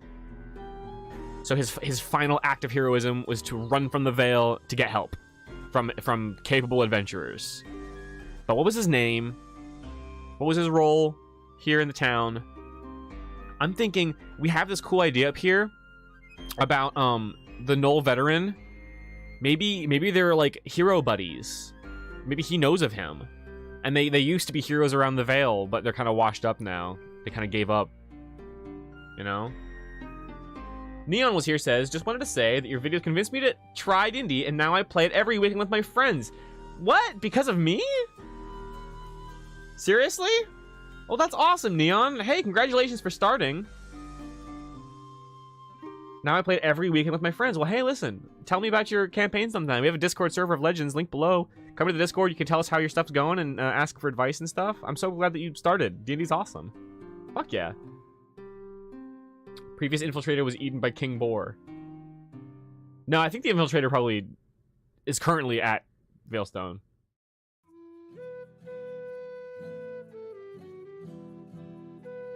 I'm blasting through chat here, guys. I'm reading. How old is Eldervale? Very old. Like 1,000 years old. Well, I mean, it's a place in the world, so obviously it's as old as the world is. But in terms of like the Old Kingdom probably existed like maybe 500,000 years ago. Definitely local hero type. Son of the mayor. Son of the mayor? Ooh. Maybe. Speckle Jim says, sleep calls me, have some fun, get good ideas going. Hell yeah, Speckle Jim. Have a great night, buddy. Thanks for being here. Crows will exchange a shiny thing for a special ring in the hamlet of Hogwood. Ooh, that's not a bad idea. Was the local hero a human, or is the race up in the air? No, he was a hero. Or he was a human, I mean. Because he was the one who reached the Adventurers Guild in the first session. If you look at the campaign introduction and Eldervale campaign diary entry 1, you'll hear it. He was a human who reached the party and said, "Help, Eldervale," and then he died. So he was a human, I think. The leader of the former adventuring party. Yeah, maybe. Maybe there was an old group of 4 heroes that failed, and he was one of them.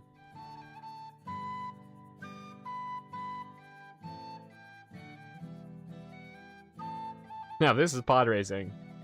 Nihilistic, sarcastic man who only helps if you do quests for him. Well, he's dead. He's dead now. We're talking about a dead guy. Hog Rider. Oh, yes, you finished a sketch, says 5 Cats, of the Enforcer. I'll look at that in just a minute. Let me pull it up. Oh my gosh, you're making a bunch of shit here. Guys, look, give it up for 3 Cats on the Discord server of Legend. Look at this dragon turtle. That's awesome. And also, the Enforcer concept art. I like, yeah, the vial of green life juice on his head.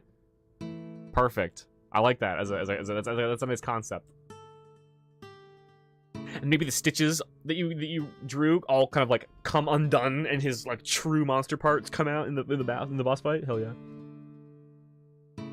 When your art sucks, you can do it quickly. Your art doesn't suck though, especially the dragon turtle. The dragon turtle, that one is awesome.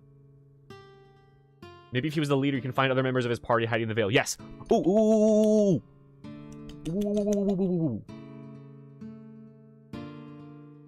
The Knoll might be one, and maybe a Dragonborn was one of them. The Dragon, because we're gonna have Morgane inevitably meet a Dragonborn, who is gonna teach her to overcome her hatred of humans, and maybe he was one of the former heroes. Dragonborn, old grizzled Dragonborn. The old party split after they failed. Yep, one splintered off to make the military faction in Veilstone. Make it? Oh my gosh, maybe is he the leader? Ooh.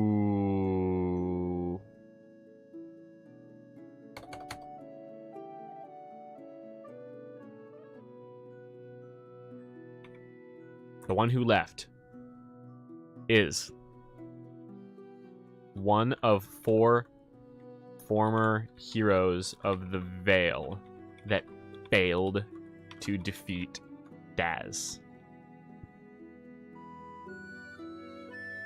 The problem is that he was described as a sort of middle-aged man, but the old heroes are old. So I wonder if I guess he was the youngest one, and therefore he's like the most like He's like, he was the one that didn't want to give up. They all the other 3 gave up. They're like, we can't do it, man. We have to disband the adventure party. But he was like, no, I refuse to give up hope. So he's the one who left and got help.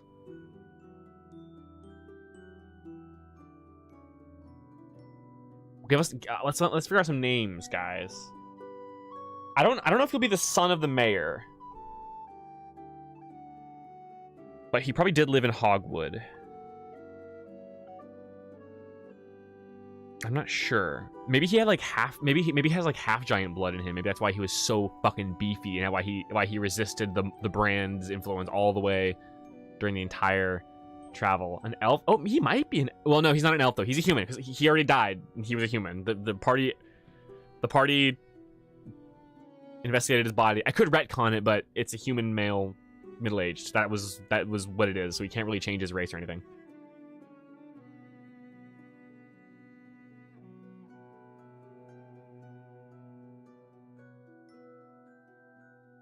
What if one of the heroes were turned into one of the blankers? Yeah, the blankers, the generals. Yeah. Maybe. We'll see. Maybe he has half giant blood in him. He wasn't a half giant because he was described as a human, but he's got like the blood of a giant. Therefore, he's like super like sturdy and awesome. That's why he made it out.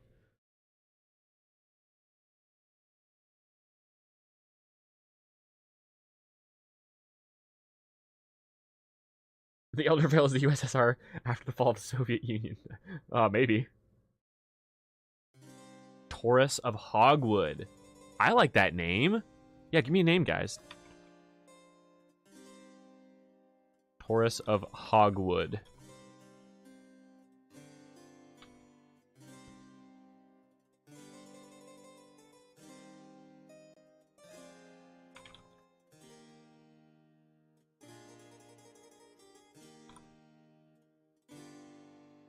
After the heroes disbanded, he didn't give up. He was trained by a half-giant, maybe. The infiltrator was the old party rogue who died in the confrontation with Daz. I like that.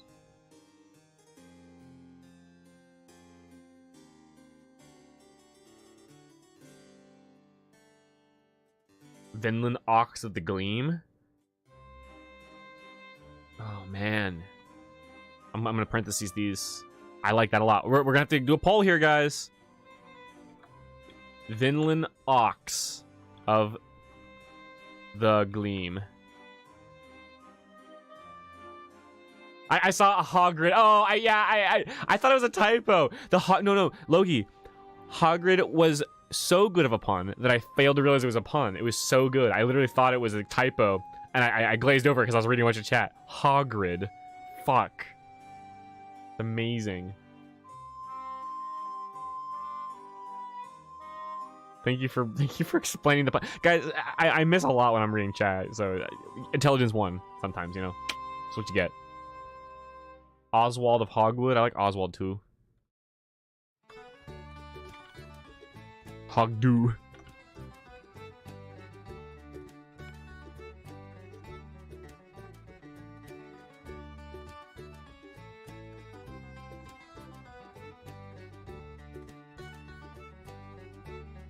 Yeah. It was a stealth pun. That was the infiltrator pun. I have to use the bathroom really bad, guys. So I think what I'm gonna do. Let's get one more name suggestion. Let's get 4 name suggestions for the former hero of the Vale with half giant blood. I don't know if he was trained by a giant or a half giant. He was probably trained by some retired swordsman or something. Hogwood Bull or Hogwood Bison, or just the Bison. That's kind of cool. John Spam Clock, I'm not giving up on this name. I don't know, I don't get it though, it's spam. Is that another pun? Royshank Tusk of the Vale. What if the adventurer was the one who plowed the fields because he was stronger than anything else in Hogwood? Maybe. Cecil? I don't think Cecil quite matches this guy, but that's a good like name for like his mentor. Cecil is a cool, like, swordmaster name. That sounds like an older dude's name, kind of. I like that name a lot. Bison is the name. Tanner Harsk. I like Tanner Harsk. I like Tanner Harsh personally. That's a nice ring to it. And Tanner has a very like young adventurer name. Boreal? I like the name Boreal. I'm gonna put that in the over here just because I want to say that name for someday. Cecil Dosset. Is that how you pronounce that name?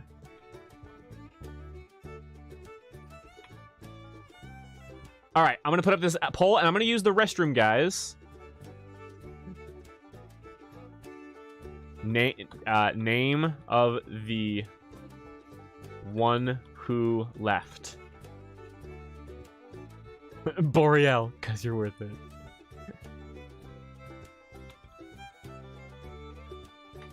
Taurus of Hogwood. Vinland Ox of the Gleam.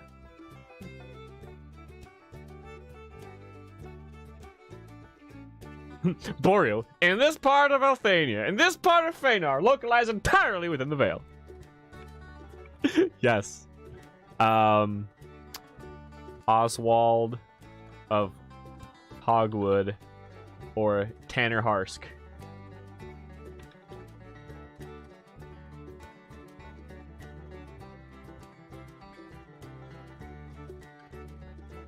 Boreal, yep. Yes. All right, there's your poll, guys. Pick the name. We're gonna decide on the name. I'll be right back. I have to use the bathroom, guys. I have to pee very bad.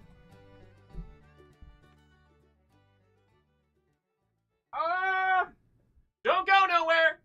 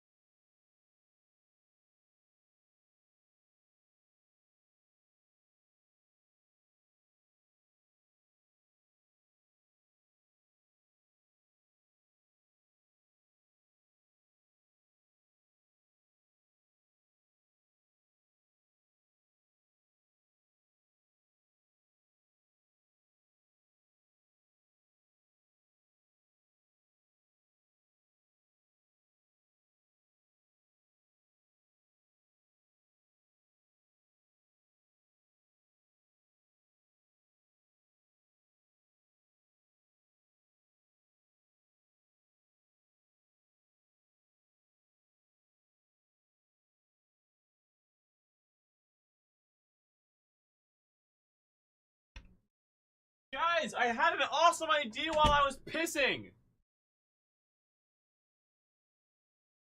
Hold on.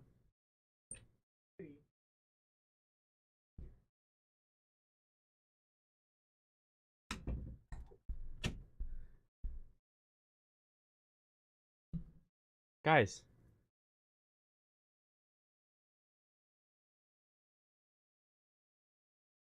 I had an awesome idea while I was peeing.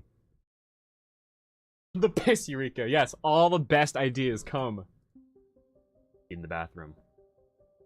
All right, let me catch up on chat here. Wait. What are you guys up to here?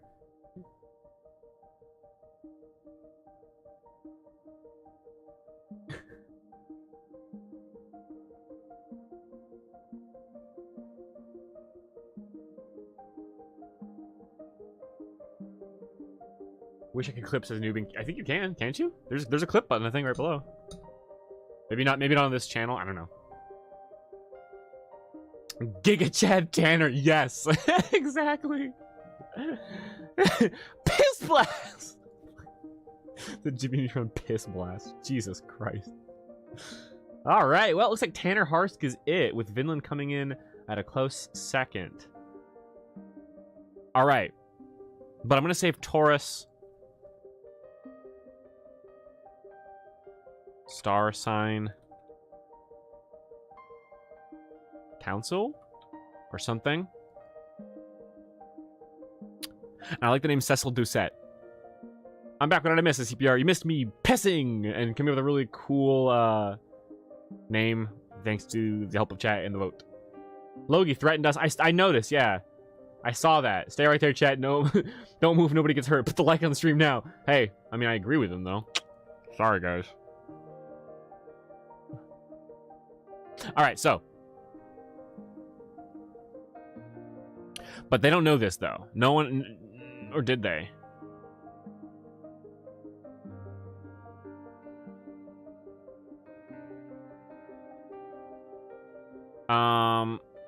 What Barkeep Joe knows. Tanner Harsk was once a hero.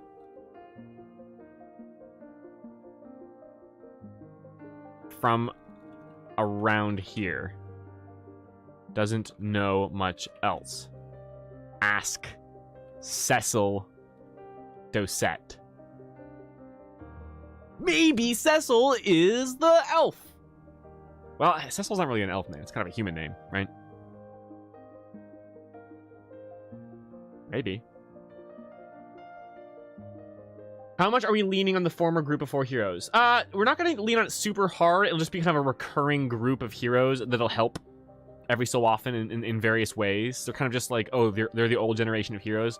They're not going to have a super huge impact on the campaign. Just like, oh, another one of the 4 heroes. You know, let's see what they have to say. The Taurus could be a sick title to have. Yeah, he could be called The Taurus, yeah. Taurus can be the champion hog rider. Maybe.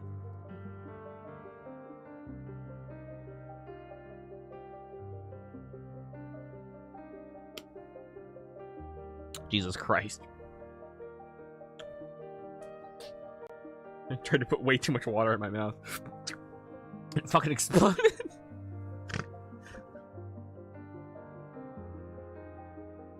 Ay, ay, ay. Maybe each former hero trains one of the party members. Maybe, except one of them's dead, so I don't know how we're gonna handle that. I do have a drinking problem. I drink a lot, but it's not a problem. I fucked that up. You get what I'm saying. You get the joke. Alright, so, hold on. Tanner Harsk was once a local hero. Okay, so here's the idea that I had while I was pissing. Oh, half-elf. Yes. Old half-elf. Old half-elf sword master. Who trained Harsk.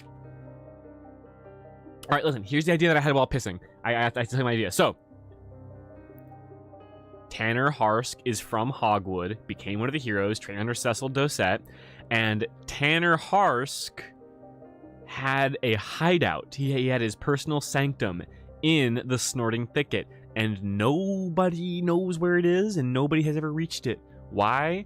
Because Tanner Harsk created a bonding friendship with the King Boar, because he is the only one who could best the King Boar in a contest of strength, and earned the King Boar's respect. So the King Boar keeps Tanner Harsk's hideout guarded.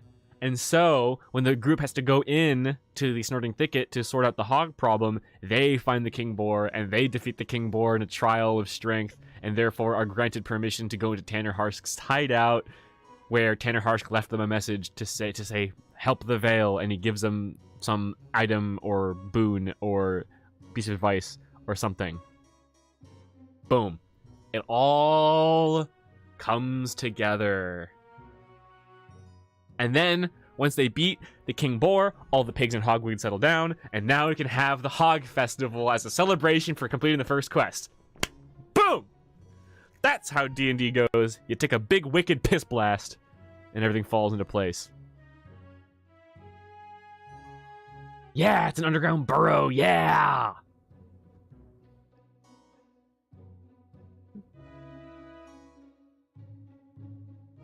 I'm gonna find a sound effect. There's just an army of pigs squealing and rampaging and trampling.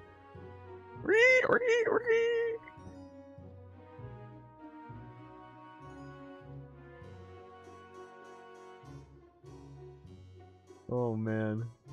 1 second, guys. 1 sec. Here we go. He gives a location to the other heroes and a better map of the region.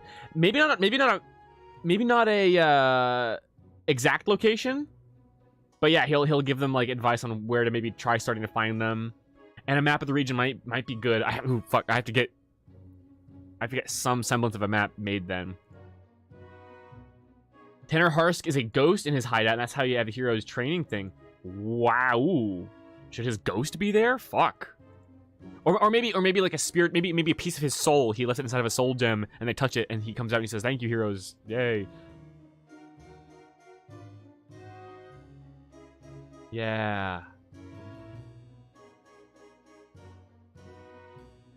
Yes. Yes, Logie. I don't think I've seen that meme. Alright. So. Check it. The man who got help for the Elder Vale, we got him. Tanner Harsk.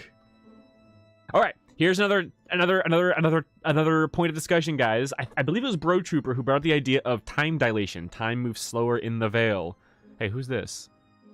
Anonymous Nyan Cat. Who is that? The question is, yes or no, does time move slower in the Vale? So, it's been 10 years since the Vale cut off communication in the outside world, but for the Vale, from the Vale's point of view, it's been 20, 30, 40, 50, 100 years? Who knows? The question is, yes or no, and how long? I'm going to just put up a poll. This time moves slower in the Vale? No, same rate. Yes, half speed. 20 years in the Vale.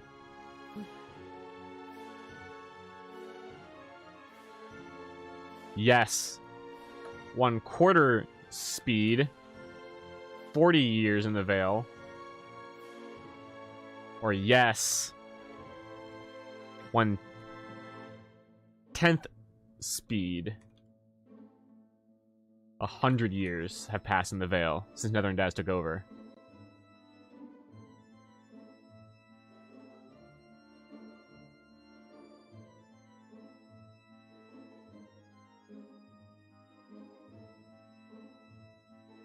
A regional location like Knoll is in the gloom. Yeah. No, the Knoll's in the gloom. Yeah, I'd like that. What happened to Tanner's body? They left it in Viella. They didn't bring it with them. If they brought it with them, that would have been awesome, but they didn't. They just left it there.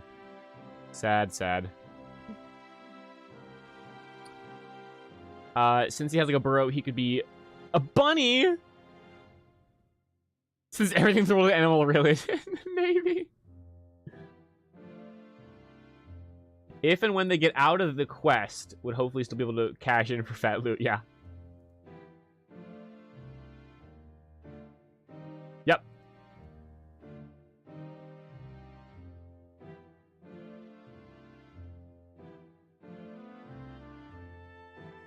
Yeah, Christian, exactly. Regarding technology and stuff.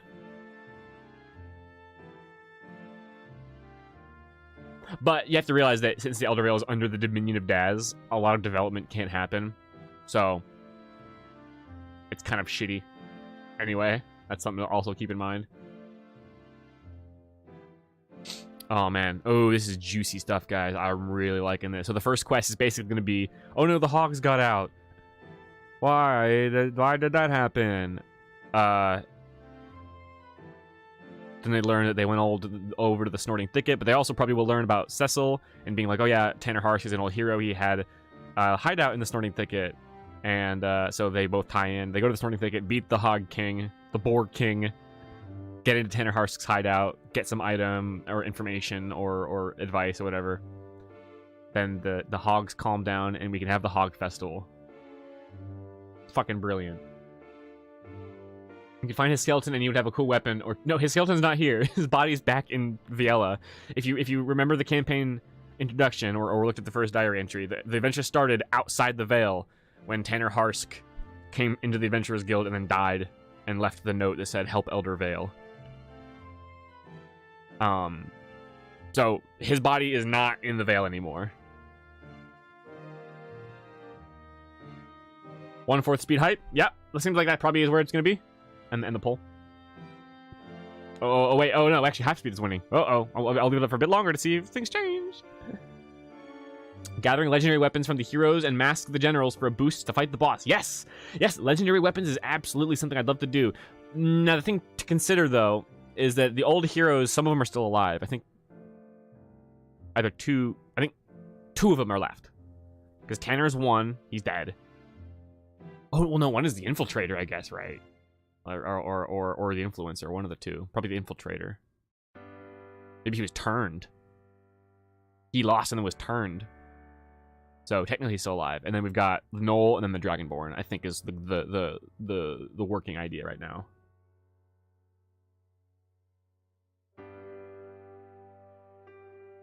You'd think he would have written a better note when he was inside the Vale. Yeah, maybe. I think probably he left. Maybe Tanner Harsk is a impulsive person who doesn't think things through, and maybe I think he wrote the note while he was out. He's like, I'm gonna run out and ask help directly, and then he ran and it was like, uh-oh, I'm gonna die. Writes note weekly. You know, that's probably how it went.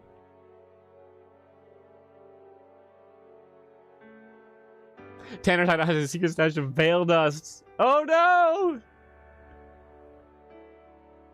Performance enhancing veil dust. Yep, yeah. He had like the soda drinking hat full of fucking health potions. All right, I'm gonna end this poll here. He was the big dumb brave one. Kinda. Yeah, he had shit tons of HP. All right, check it out. Yo, guys. Out of 11 votes, tiebreaker between half speed and a quarter speed. I'm going to be the executive decider. Oh, and third speed, I guess. Actually, that's right. No, yeah, no, Logie, that's genius. Yes, 1/3 speed. It has been 30 years in the Vale. Strike through text. Yeah, we'll put it somewhere else.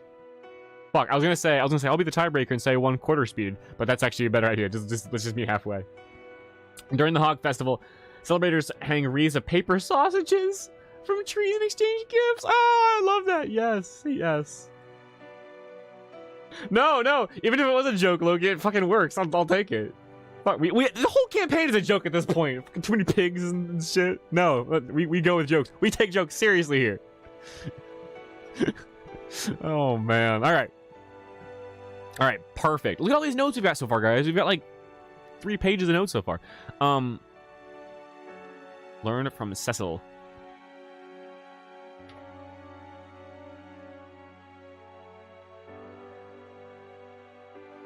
Okay, so we're pretty much done with the opening scene and everything that the NPCs know there. It's time for our introduction to Hogwood, which is not going to be a whole lot, honestly.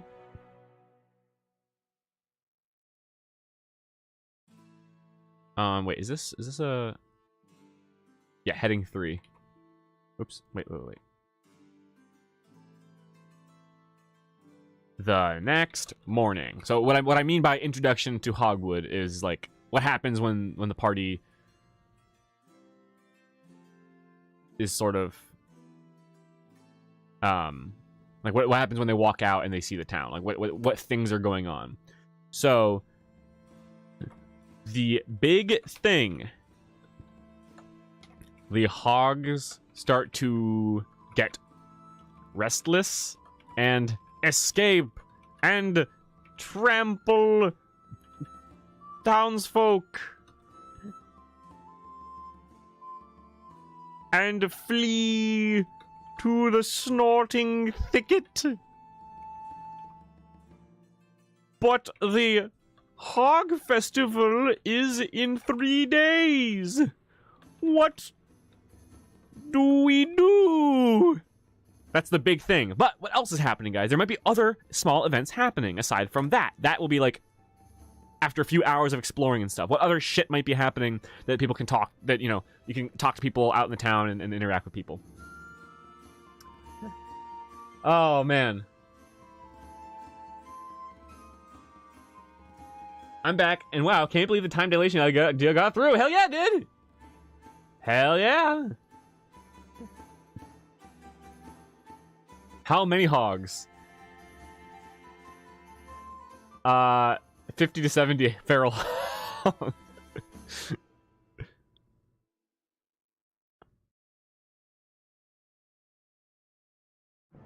$50 to 70 hogs. 6d6 hogs.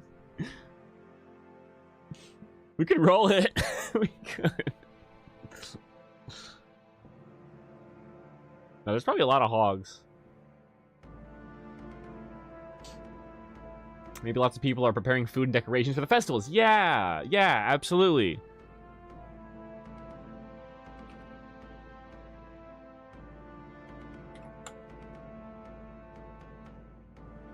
We definitely, and we need to put thought into who is what and what is happening. Oh, 30 to 50. You got the meme wrong? Okay, well. Perfect. Someone who's using Veil Dust to enhance their pig? Oh, fuck.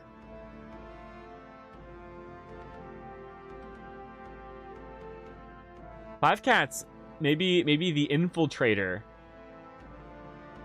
can be the one gathering information through the townsfolk. And, maybe if the party is super duper perceptive, they can actually recognize the infiltrator later on in the campaign and be like, something's wrong about that person. Are they an agent of Daz? The elf is trying to get taxes from everyone. They're just messing with them, maybe. Alright, so look, we have the Hogwood dock right here. Oh Jesus. Can we do this, please? Hello? There we go. So look, we've got some ideas over here of townsfolk. For instance, where is the charcuterie / smokehouse right here? Tommy the smoker. Smokehouse. Smell of smoking pork. Tommy is smoking away. What an odd sentence.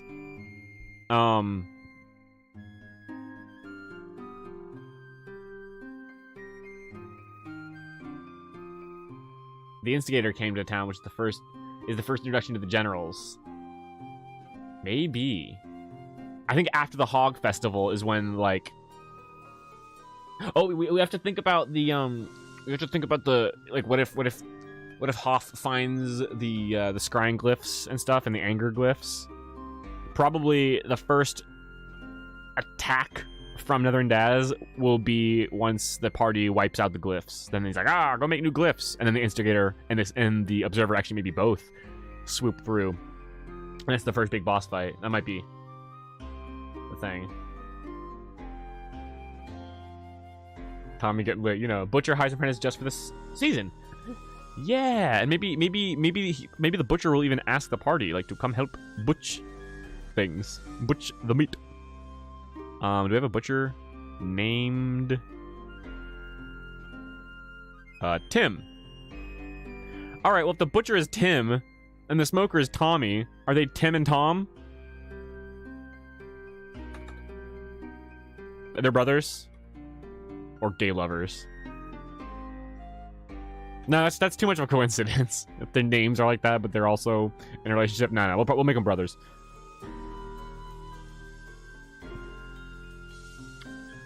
Tim, the butcher,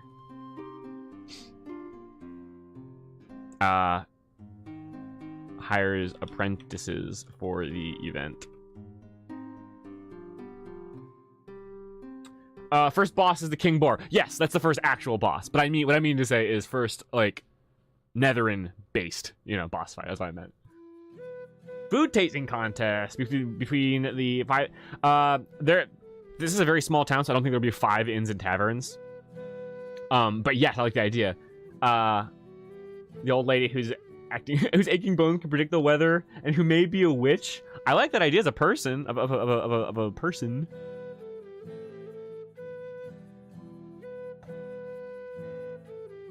Granny.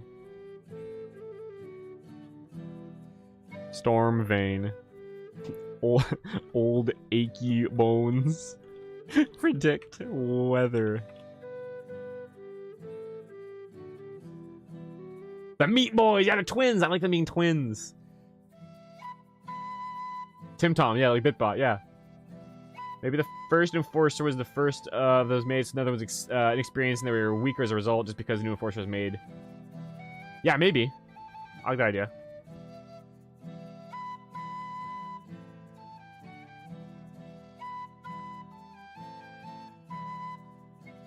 Yeah, medical meme. It could be that the instigator makes more sense.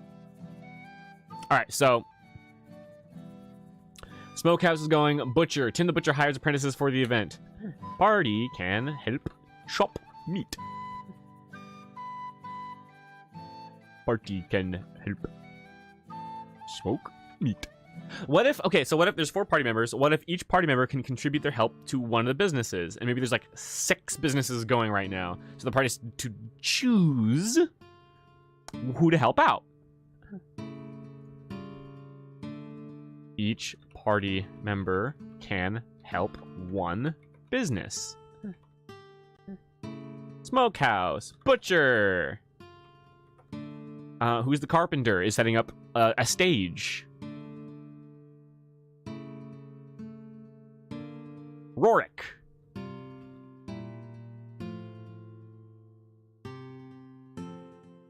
Is setting up the stage. Party member helps build stage. And each one is a different check. So this is a strength check. Chopping meat can be a con check, because your arm hurts after chopping so much meat. Smoking meat can be an intelligence check. It's cooking. They gotta know how to smoke the meat. And having 6 jobs lines up perfectly with the 6 scores. So what would Dex be?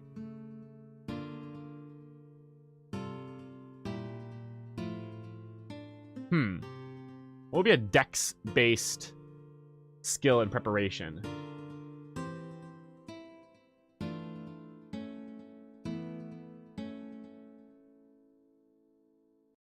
Tax collector elf? Oh yeah, is the elf the tax collector? Did we decide to do that? No, the tax collector is not an elf. He's a halfling. Betis. I don't want the tax collector to be an elf because the elf is supposed to be a very wise, respected dude. We have to figure out who the elf is, by the way. But he's a really cool guy that everyone loves. And the tax collector is not a cool guy that everyone loves. Oh, the Weaver. Yeah, that could be dexterity based.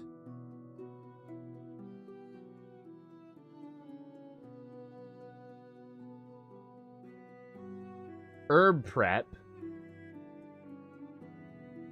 is also a good one. Herb prep could be more wisdom though. Because that's tied to, well, no, I guess that'd be more intelligence. I don't know, hold on. What are we missing? So we have strength, con, dex, and charisma. The charisma could be the tax collector. He has to convince people to pay their proper taxes for the festival. Oh, fuck. We could have the tax collector be involved. It's important for the economy of Hogwood, you see. People aren't paying their taxes. Help me collect the taxes.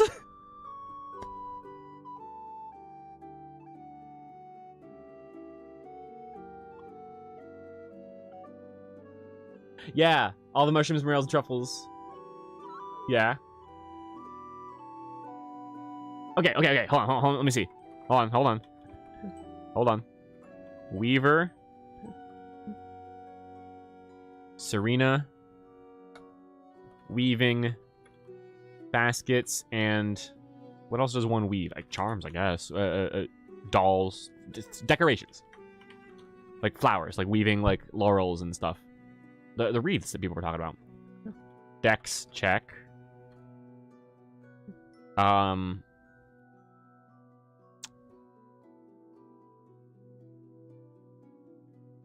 gonna switch. I'm gonna switch the smoking to wisdom. You have to keep an eye on the smoking. That's more like perception based and like wisdom and judgment based. And then we'll do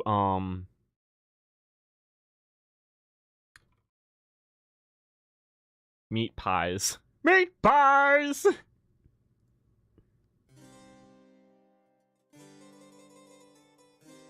Tax collection missing like a mountain blade. Yeah, yes, dude, yes.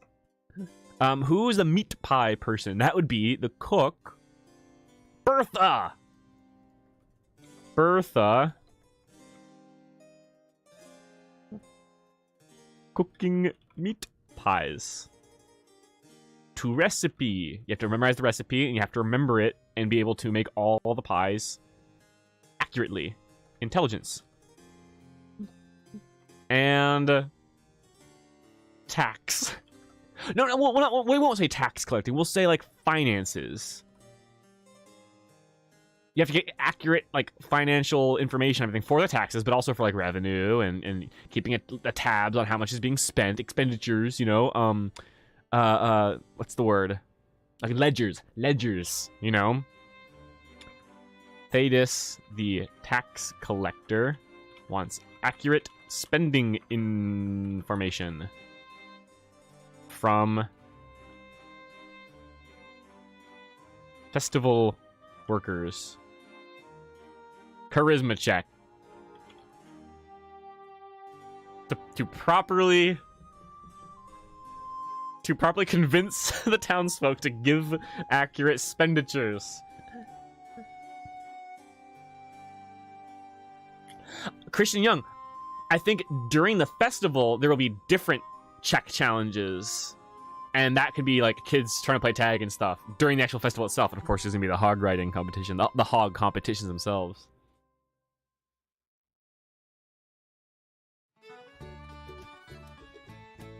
Ticket booths, yeah, that can be tied into the finances part.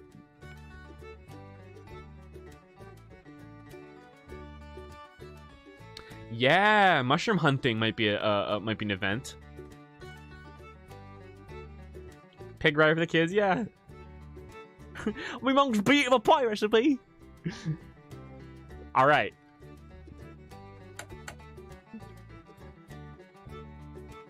And this is not exactly the right order. The festival preparations are happening. Who? Hold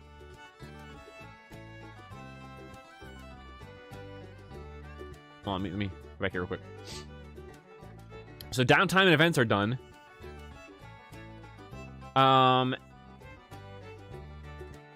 We need a way to tie in the glyphs, Northern Daz's glyphs, and finding them. I think we should have maybe the elf do that. He's like the wise man of the town, and that'll lead them to discovering the glyphs, the scrying, and the emotion thing, and they can start working on scratching those out and destroying the glyphs. That could be something that they're doing. That was not an Australian accent. I'm not good at Australian accents. That was more. Like, oi, hey, me off, baby, come get my meat pies. I'm not so good at Australian, mate. It ain't so good. Nah, it ain't good. The only thing I can say in Australian accent is nah. Oh my gosh, Christian Young has a Myconid. Yes. All right. Let's talk about like the elf wiseman who's trying to like help the village. Or sorry, it doesn't have to be the elf. I'm just coming up with ideas. Gifts for jobs. Well done. Smokehouse. Oh yeah, I like that. If you do a job well done, you get gifts. Yeah.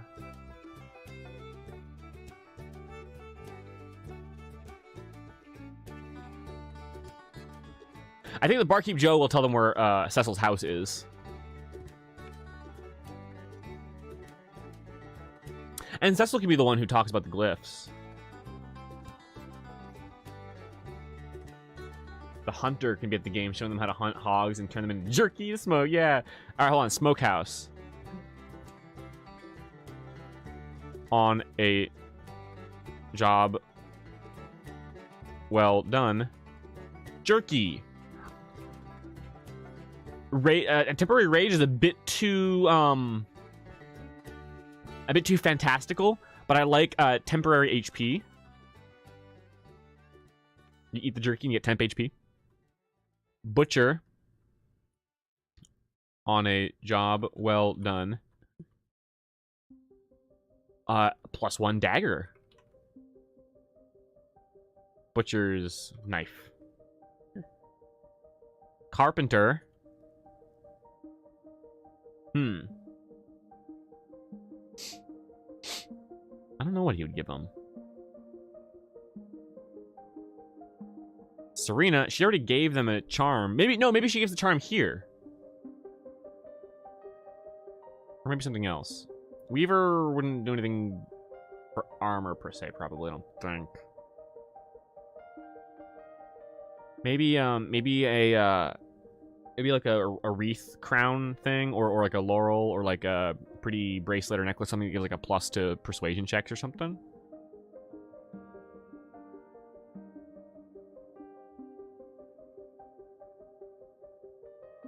I can get behind Australian and New Zealand accents descended from British English, but the American Southern accent feels so... Fair. Jerky cigarettes, yeah.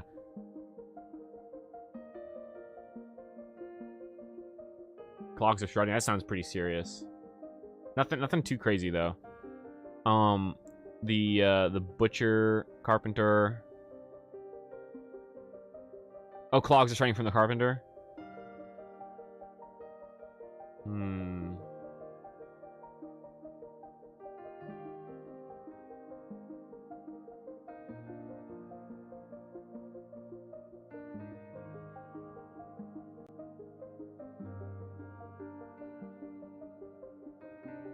Meat pies. Nutritious meat pie. Bonus to strength for 1 hour. Finances. On a job well done. Money. +5 movement. That's really powerful for where we are. I don't think I want to do that. +5 movement speed is... Well, I mean, it's not super strong, but it's like that's a pretty serious thing to be given out this early in the campaign.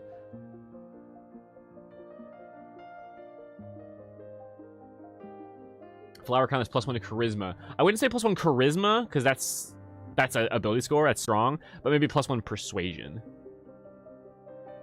Because that's a little bit more like kind of narrow and limited. Yes, Mayor's Pig. 5 cats. I'll throw that in there probably. A horse and buggy for their adventure and have to maintain on the road. They already have 2 horses.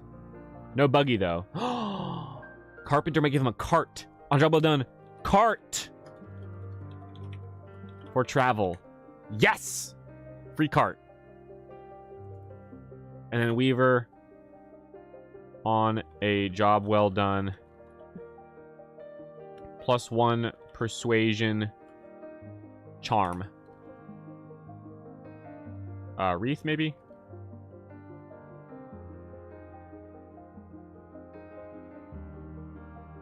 Carpenter. The whistle would be... See, there's a difference between the carpenter and the wood carver. So that'd be more of a wood carver thing. Wood carving would be like small things. Our carpenter's like big, large instruments and stuff. So I think we're gonna stick with cart. That's actually really useful and yeah, exactly, yeah.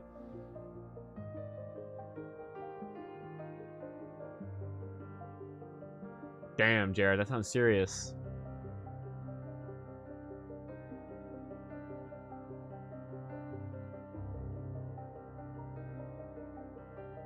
I'm gonna copy that. I'm not gonna use all of that, Jared.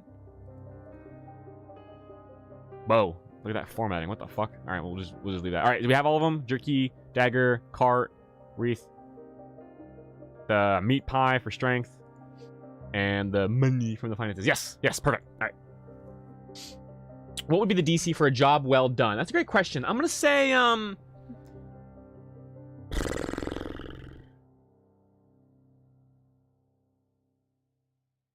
gonna say the DC to complete would be like 13 or 12. Probably 12. It's not that hard to do the job. Hold on, I won't put that. No.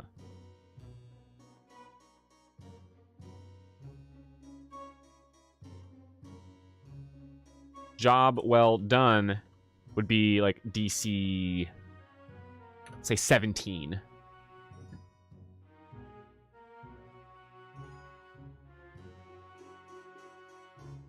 You know what? Matter of fact, I might make these all saving throws just so proficiency could be kept into account for an extra edge.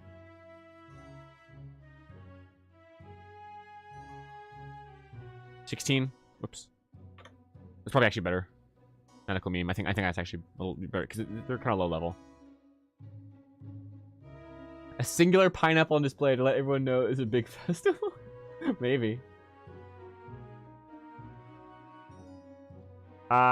Cigarette jerky, lose 10 HP, gain 10 magic. What does gain 10 magic mean in D&D 5th edition? I don't think it's a thing.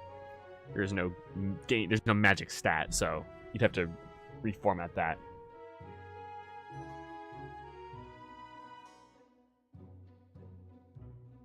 The more stuff they do, well, the more town will take notice of them. Yeah, that'll just be it. I don't think I need to attach a mechanic to that. That's just gonna be like the case.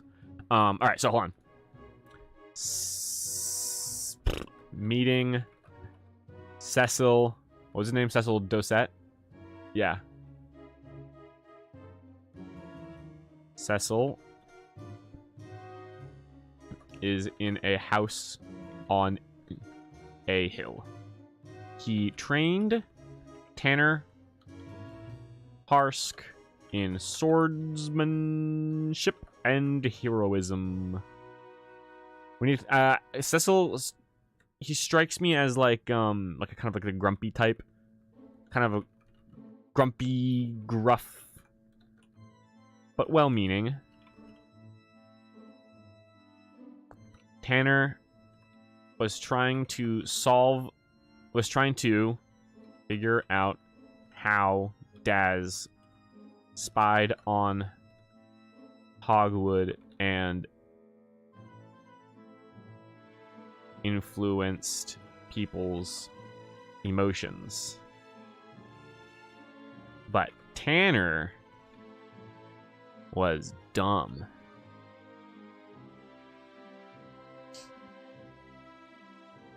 What are some clues that we can use to kind of lead the party into like discovering the sigils or the glyphs?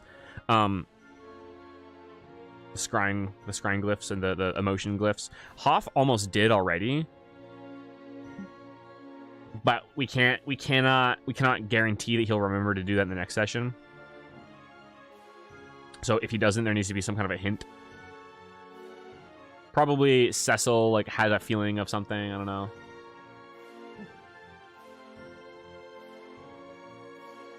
Lose 10 HP, gain 5 wisdom for a minute because you're getting high, and don't ask me how that works. It just does. That's better. I like that. Except increasing an ability score is kind of irritating because, well, actually, online is better. In an in-person session, increasing ability scores temporarily is not a good idea because then you have to like look at all the places where that score applies on your sheet, and it's kind of irritating to have to like keep track of everything. So I would lean away from that if this were a real session, but since it's a online session, it's very easy to change your ability score and have it apply the math across the board and then change it back because it's all digital. So that's not a bad idea. Yeah, the instigator comes in once a month to check the town. Well, I think if the party does plan on getting rid of the glyphs, then Netherren will know and then send someone, maybe the Enforcer. How about this? If they do destroy the glyphs, the Enforcer comes.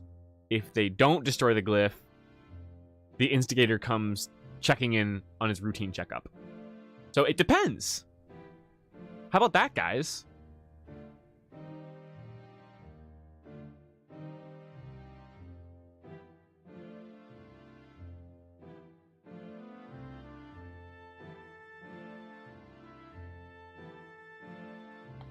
+5 to athletics for the meat pies for 5 hours going. +5 to athletics is really high.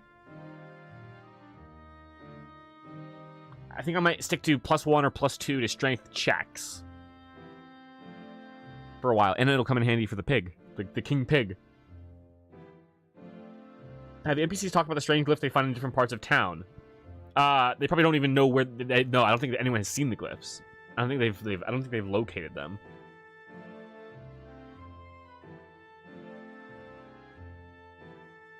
Maybe the generals can attach glyphs, and you see give one to a person. The generals are not here. I don't think the generals are going to show up for a while. They're not just like strolling around town.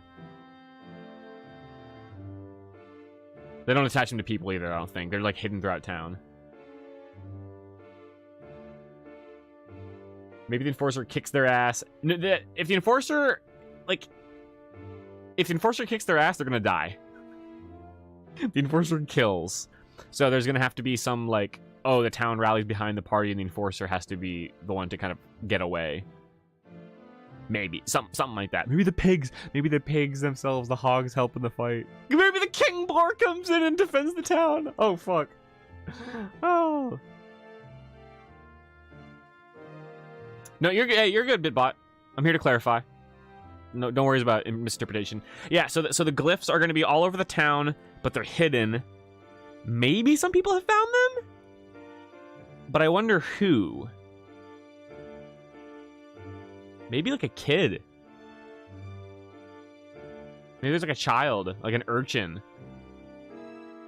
And the reason why they found them is they're all sneaking around and they found these little markings. And maybe like they have an interaction with this kid. The kid like kind of knows and they have to ask the kid. Huh. Would be magic users see a glint of magic floating on the wind to see that glyphs are near. I like that, especially if they use detect magic. Problem is we don't really have arcane magic users on the party. We only have a druid with nature magic, ranger with nature magic, and Rhonda with divine magic. And since this is very clearly like kind of arcane divination spell casting, and I don't think any of them have the detect magic spell, I don't see a way for them to like detect that per se. Old Granny swore she saw something messing with one of the signs, but no one believes her because they think she's senile. Ooh, that's not a bad call. Yes, new Bing, draw King Boar. Do it. I love that. Maybe the Enforcer comes back multiple times, each time with more parts stitched on like a scorpion's tail or a new claw arm. Do you mean over the course of the adventure? Yeah. They probably encounter him a couple times or a few times with different parts each time to get stronger each time. Would it be detect evil for the paladin?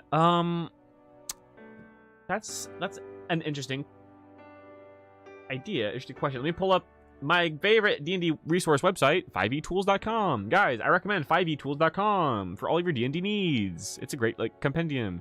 So let's go to spells. Detect evil and good. It's a first level spell. Do the paladins get it? Yes, they do. For the duration, you know if there is an aberration, celestial, elemental, fey, fiend, or undead within 30 feet of you, as well as where the creature is located. Similarly, you know if there's a place or object within 30 feet of you that has been magically consecrated or desecrated.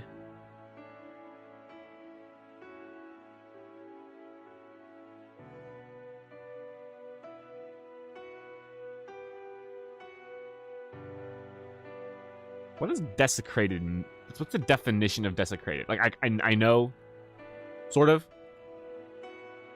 but I want to get an expanded definition. Treat a sacred place with violent disrespect, violate.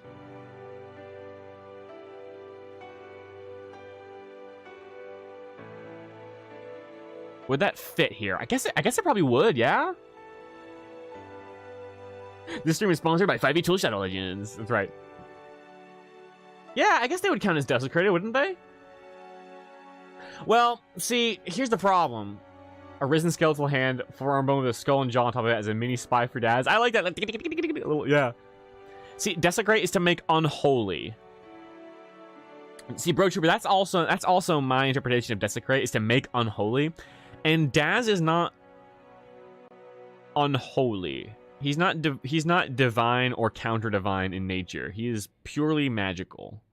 That's yeah, DM's choice here, exactly. I feel like it does not quite count as desecration unless there's a holy place in town where this was applied to. Then it's like, okay, you're desecrating a holy place. So the glyph themselves are not desecration, but a glyph on a holy place would be desecration, technically. Yes, he's technically undead, but desecration... I don't know if you heard this from the first stream, but it's not necessarily... Like, I don't know, this might be just my personal sort of headcanon thing, but undead does not necessarily have to be, like, divine. It could be purely magical, like, no, see... Yeah, no, because paladins can detect undead. So you're right. But the thing is that just because Netherin is undead doesn't mean his glyphs are necessarily, like, reeking of undead nature, because he didn't make them. The Observer did, and the Instigator. Corrupt is a better term. Church hog statue. Yeah. I'm going to do that. I'm going to say that the glyphs themselves are not necessarily reeking of desecration, because they're just magic. They're just a magical tool. They don't reek of evil innately, because they're just basically scrying an enchantment. They're divination and enchantment. They're not undead glyphs. They're not unholy glyphs. They're just magic. Chris, you're the final say on this. Whatever you say goes, including your headcanon system. It's true. It's true. But I put a lot of thought into these things. I know. I'm not necessarily asking you guys for approval so much as I'm kind of bouncing my creative process off you. You know. Pissing in a holy place is desecration. Yeah. Yeah. That's good input, Medical Meme. Yeah, you're right. I'm gonna say... Yes, I'm gonna say that, Netherin's glyphs are not unholy desecration innately, but one glyph is found at the church desecrating an otherwise holy item, altar, holy symbol, etc. I think that'll be like one potential clue. What was her name? Granny Stormvane? Granny Stormvane, crazy lady, swears she's seen a figure at night. If party checks where she saw the thing, they can find a glyph. And I had the idea of a child too, of a kid, like a pickpocket kid. Well, that was actually a member of our Discord. Mentioned there'd be like a child pickpocket. We can kind of incorporate something like that, and where this kid is kind of might know something, because they're the ones who sneak around and hide behind buildings and underneath things, and like, so maybe they've seen a glyph here or there. You know? Yeah, holy texts maybe. Glyph on the back, yeah.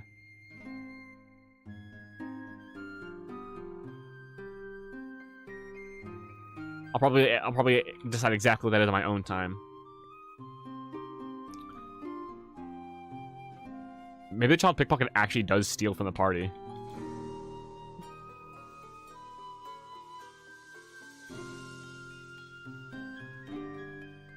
will share information in exchange for a favor. What favor? I want there to be like a street urchin kid who knows about these glyphs. And you're like, yeah, I'll tell you. I'll tell you about the things I saw and where they are, but you gotta maybe just money. But maybe something even more than money. Food, maybe. The Hog King's home could have a glyph, and the town considers it a holy place. Yeah, probably, actually. They find a stone in the church that can detect these glyphs. I feel like if the church had access to that, they would have found them already, though. He steals one of the job well done gifts. Oh, man! If they have it by this time, it depends on how the what order things play out. But yes, I like that idea a lot. Rig the town pork eating contest for him to win. I don't know how you rig a pork eating contest. Either you win or you don't. But you can rig something. Maybe he'll demand that they rig the race, the hog riding race. Somehow make it so that the other pigs are sabotaged. Or if the party races, they have to like throw the race for the kid or something.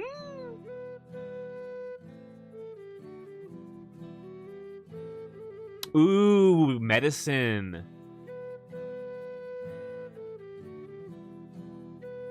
The favor is a side quest, and if they complete it successfully, he gives a good late game item. A late game item? How would this kid have a late game item, though? I do like the idea of some like character that if they help them out early on, they'll help them out way later, like a town beggar who ends up being fucking Avatar of Bahamut. Not actually, but unless, but maybe. I like the medicine thing.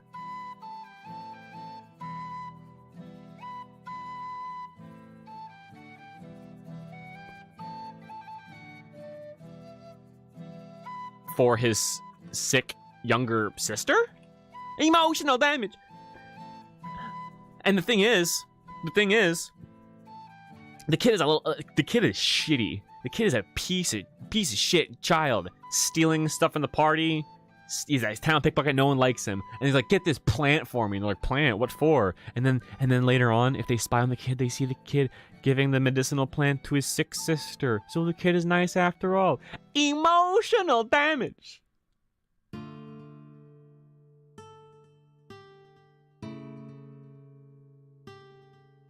Late game item is a laser pistol with 3 rounds of 7 still remaining.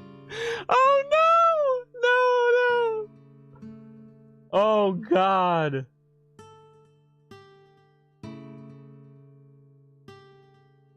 I want it to be a younger sister because that's frail. The kid, the boy, is like 12, 11, and the sick younger sister's like 7 or 8. You know, very sick, very frail. And if they see him at the end, they're like, oh, you know. The old man in Kung Fu Hustle style says, wait, what? Oh, Kung Fu Hustle style bum. I misread. I thought I said burn.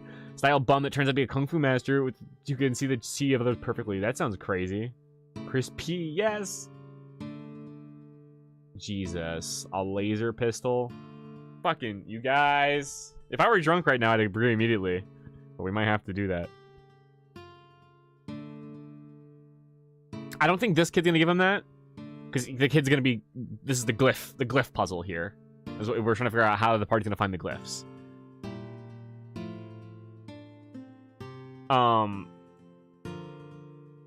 But...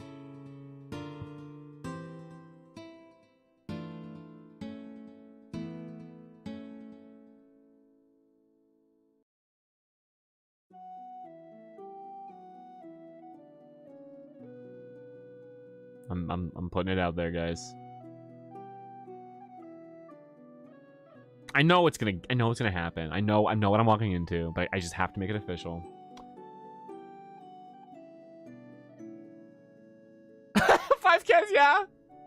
Exactly. We thought you were gonna sell this for profits, you piece of shit. You're helping your family? Gah! Takes it back. Beats the shit out of the kid in the streets. Kicks the hell out of him.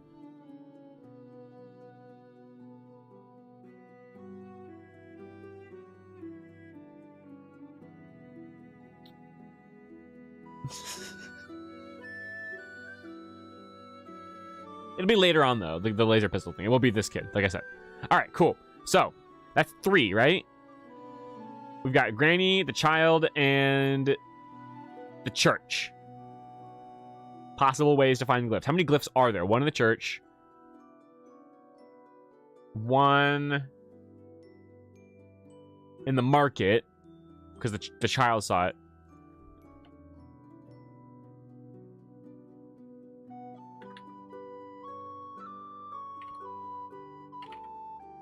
And Granny Stormvane saw it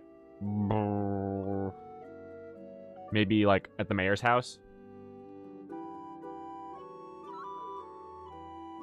So market, mayor's house, church, kind of 3 main locations. And there's probably 1 at the tavern or the inn that they can just find with a perception check. And because most of the fights happen at the inn, which maybe lead them to believe that, oh, it's more the emotional influence is stronger there at the inn.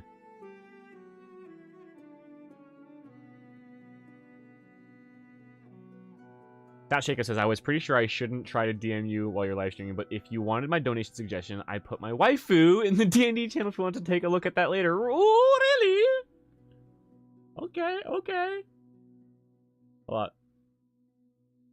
Oh my goodness.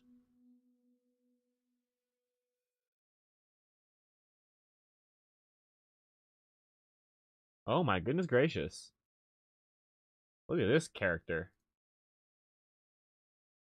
Holy mamacita. Nice job, by the way, with the transparency on the Hero Forge mini.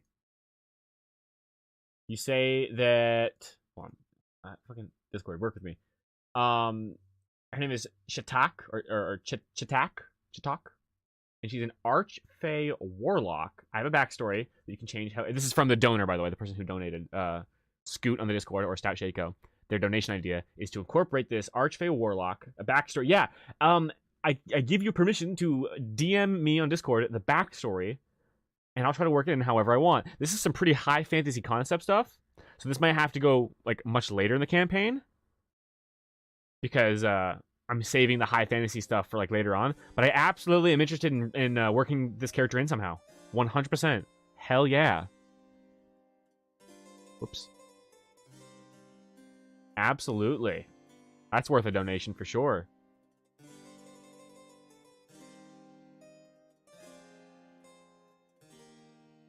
Alright, guys. We're doing a laser idea. Or we're doing a laser someday. I'm gonna put that down there. Laser. Pistol. Late game. I pay for a premium account. Yeah, that's right. Hey, listen. Listen. I gotta make the money. This is premium content. I'm gonna do...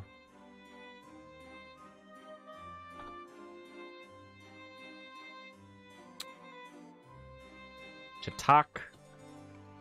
The Archfey Warlock from Stout Shaco. We will deliberate on Discord about how we're going to work this in and what the backstory's going to be and what role they're going to play. 69. Nice. Nice percent. Hell yeah. Hell yeah. Nice percent. That's amazing. That's awesome. Alright, guys. I'm going to be winding down the stream semi-soon-ish. Just because I'm starting to get really worn out. Also, is my wife home yet? Guys, I'm going to take another really quick break to get a drink. And also to go say hi to my wife because I think she's home by now. Or she should be. Oh, actually, let me message her. Let me know when you get home. Okay, no, so no BRB yet. No BRB yet. But there will be a BRB soon because my wife's going to get home from work. Yeah, Stout. No, we'll work together to come up with something. Yeah, I've got final say, sure, but like you contribute the idea, and I want to work Shatak in the best way possible that it still uses your ideas. So we'll definitely talk about it for sure. Also, Hannah Young. I don't know if I missed your messages earlier or if you've been here for long, but nice to see you. Glad you're here. All right, so we've got Introduction to Hogwood pretty much handled. Helping to set up the festival. First quest is going to be.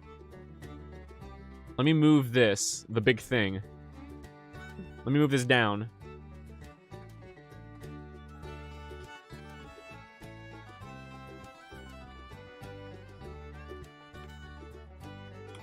The big thing. The hogs run to Snorting Thicket. Are we gonna have any encounters leading up to the King Hog, or is it basically just gonna be like get through the forest and then fight the King Hog, and that's kind of just it? Is it kind of just a simple one and done deal? Is there some kind of maybe skill challenge involved? Quicksand or something, maybe, or something. What can lead up to the battle with the Boar King? What was the Daz army name we went with? We don't have a real name for Daz's army, I don't think. We never really came up with that. I don't think he has a name for his army. It's just kind of like Daz's forces. But he might actually, he's kind of a showman. He might have a name. Toss some names out if you have ideas. King Boar tracks to find where they went. Yeah, absolutely.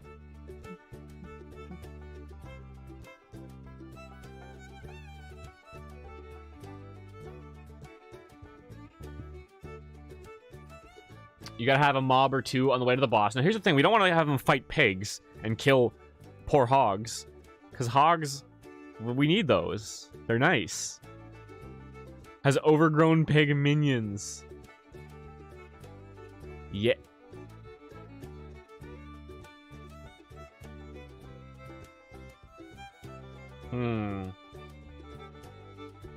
Zombie boars. Ooh, maybe. While picking mushrooms in the contest festival, a child falls into a fairy circle. Oh, shit. Pig orcs? Do you mean porks?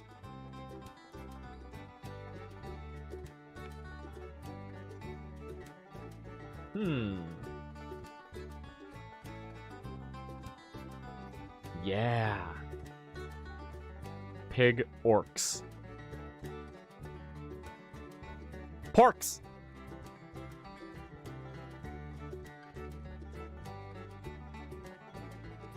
Undead pigs.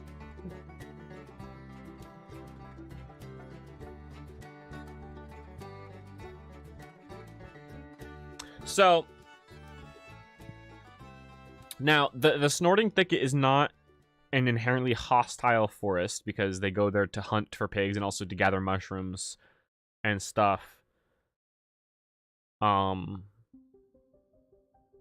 Hunters hunt there regularly, and foragers, they go and gather mushrooms. But the deeper in you go, the more dangerous it gets. There might be a fence set up where it's like, yo, don't go past that fence because that's wild territory of the pig forest, the Snorting Thicket, where there's some crazy shit.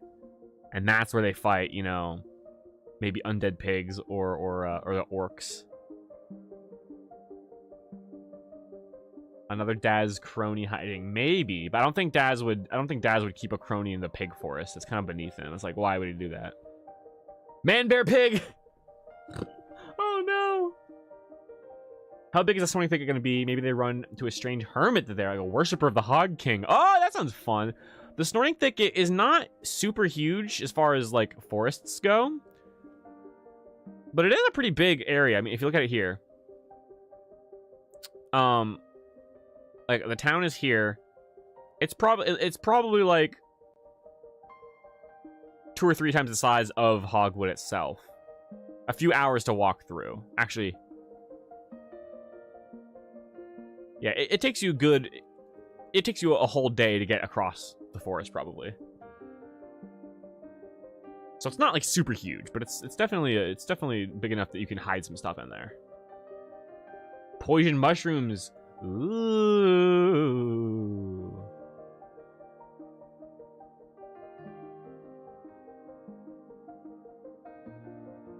Guys, there's a challenge, an encounter, a random encounter in one of the published adventures. I'm not sure what it is. I think it might be Horde of the Dragon Queen or Rise of Tiamat or something. There's a random encounter called Fungus Humongous. We could incorporate Fungus Humongous into here.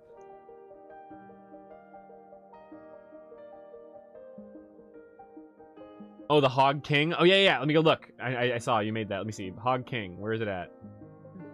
Hey, I'm gonna ask you to not put it in the 2D visual art channel.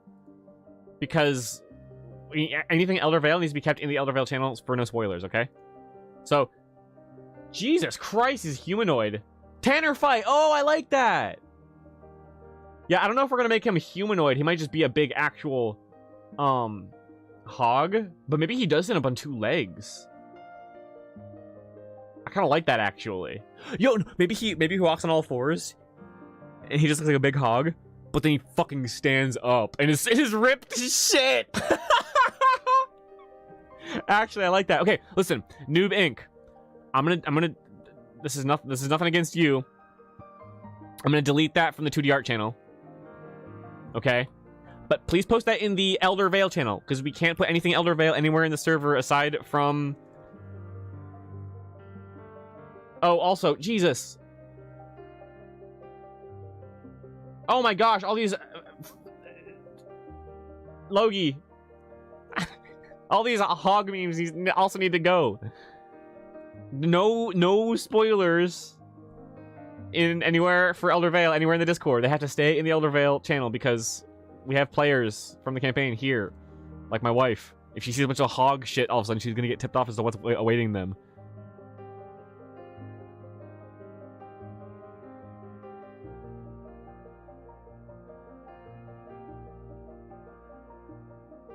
Oh, Pokemon number 591. Is that Amoongus? Yep, Amoongus.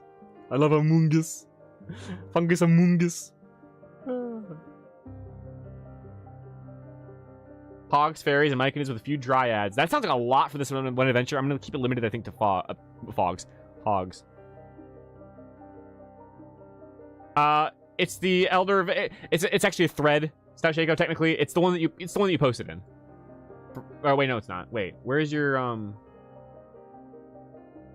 Okay, yeah. Oh yeah. It's the thread underneath the Tabletop Geeks channel, Stout Shaco. So we have to delete yours too, and put it in the Elder Vale. I'm gonna make an official Elder Vale channel soon and move it from the thread to the channel soon, guys. Sorry for not being more organized. I'm gonna do that soon, and then I'll make it private from the players so that they know they actually can't get in there. But yeah, the thread under Tabletop channel is the Elder Vale discussion area, so put things there. Yeah, we'll get that sorted out soon, guys. I'll run through and I'll delete everything that I see that's a spoiler, and it's nothing against you.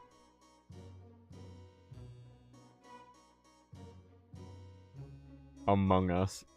Exactly. Hilarious. Alright, hey, Five Cats, enjoy your food. This live stream... Oh, okay. Now I'm gonna BRB, because my wife got home. I'm gonna take a quick break, grab a drink of water, and then I'm gonna wind down the stream soon-ish. I would like to sit here and hash out the Hog King, the Boar King, like, stats right here with you guys. But that's really nitty-gritty stuff that I kind of want to do on my own time, so I'm not gonna let you guys sit here and watch me, like, make a monster, but I'll probably give you the details later. The stat block for the Boar King. I'll probably base it off of... Listen, guys. D&D hack. Just take a monster that already exists and fucking reflavor it. And then maybe change its stats up a little bit. And then you know where its difficulty is, you know? Easy shit. Let's add Smurfs. Yes. No. Yeah, but this is going to be a very quick little mini forest adventure thing. So we're not going to get too crazy with stuff. It'll probably just be porks and then the Boar King.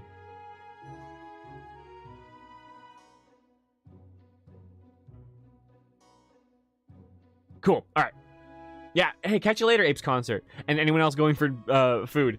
Have a great one. I'm going to be right back in just a minute. I'm going to go grab a drink and say hi to my wife. She just got home from work.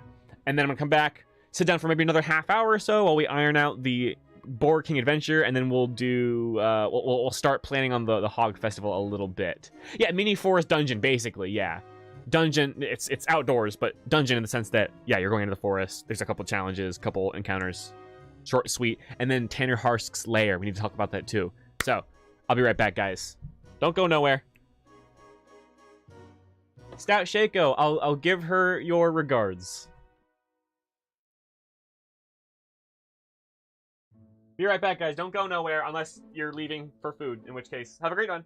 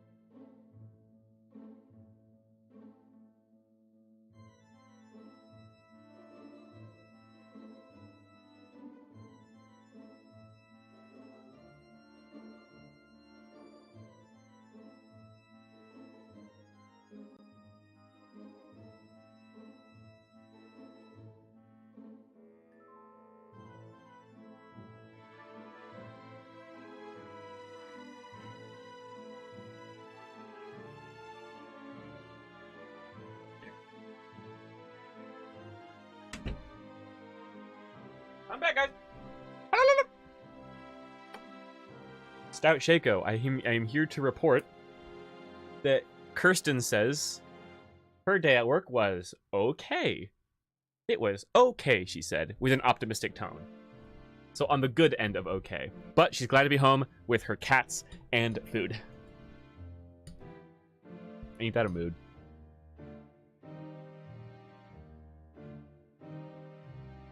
The Hog King? I do like the Hog King. Now that Chris is gone, let's talk about his drinking problem. I don't have a drinking problem. I drink a lot, but it's not a problem.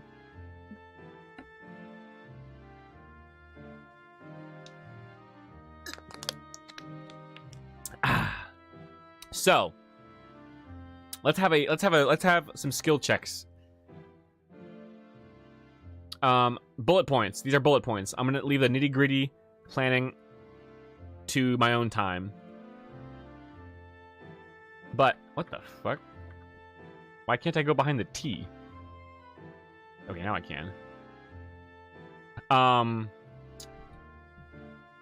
Through the safe, or I'll say, past the safe part of the snorting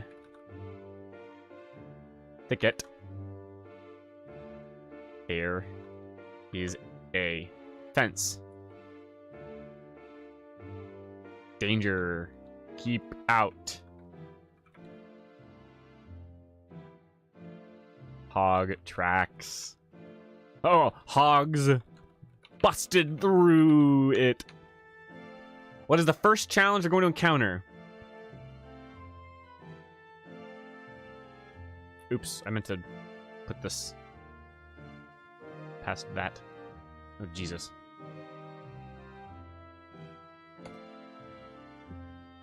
The tracking challenge will probably be later, after some challenges, because they have to re-find the tracks after some shit happens.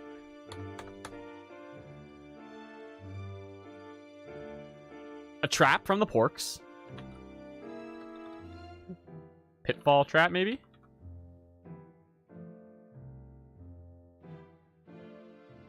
Drinking solution. Yeah, exactly.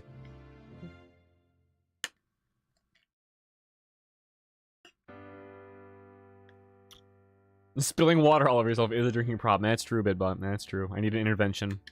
I need a support group to teach me how to fucking drink.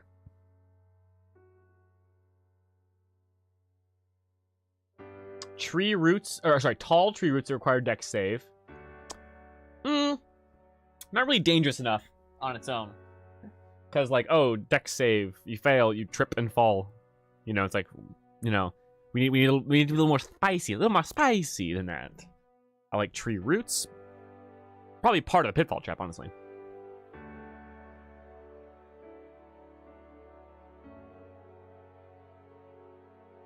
Surely you can't be serious. I am, but don't call me Shirley.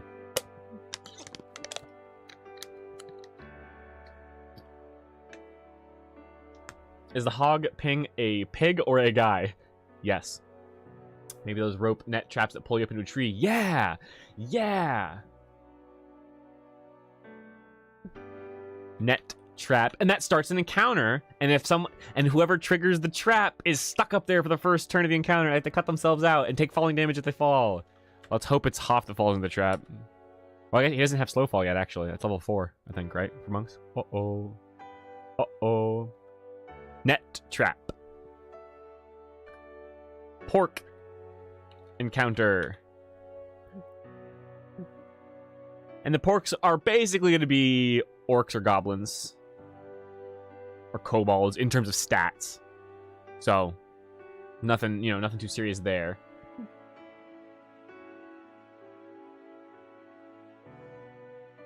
I have an idea about the Hawking's Warren. Oh yeah, I saw that. Sorry, I missed it. I mean, I saw it, but I forgot to react to it. A set of ruins in the forest. White bricks, maxing in height around 20 feet with overgrown moss, making good cover, high ground. I like that. I like that a lot. It's probably a structure of the old kingdom.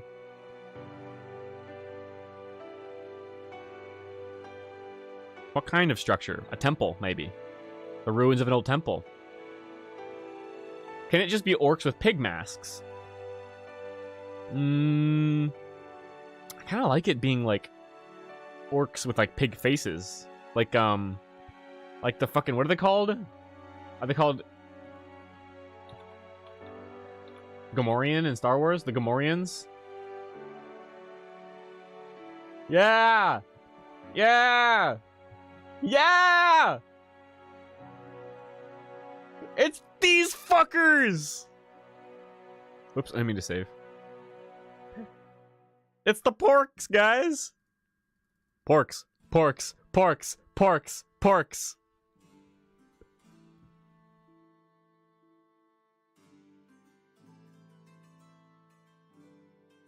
Oh, man. How sophisticated would the king and the porks be? Not very. Or like moblins. Yeah, exactly. I was gonna say that. Also. Dude, this is them. It's the porks. The orcs. Fucking Jesus.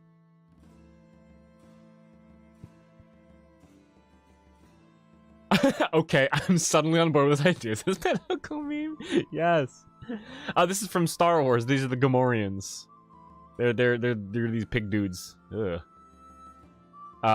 They are found in Jabba's palace, I believe. And also in The Mandalorian, more recently, right? He's holding a axe, yeah? Yes. Okay, pork encounter. Well, I think we'll get. I don't think we'll do away with the undead pigs. We don't need to. We don't need to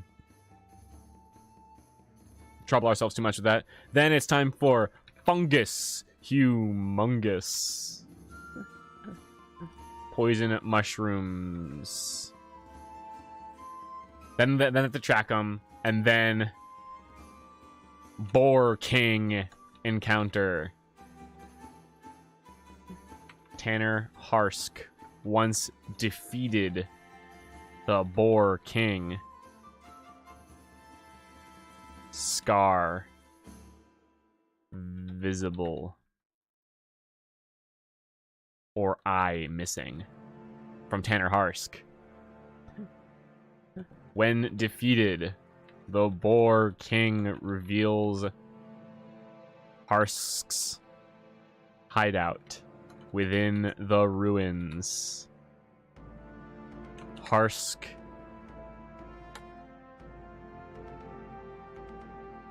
Left a message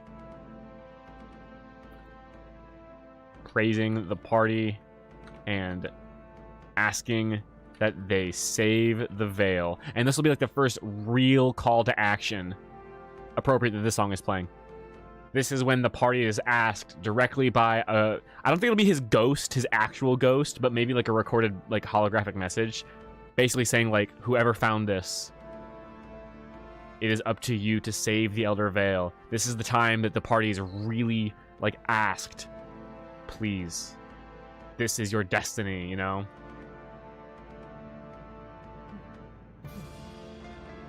Logi music. How did the cross between pigs and orcs occur? Don't worry about it. Chipped tusks? Yeah!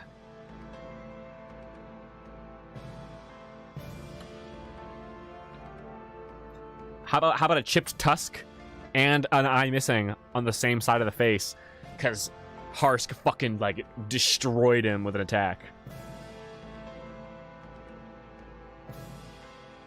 What does Harsk give the party?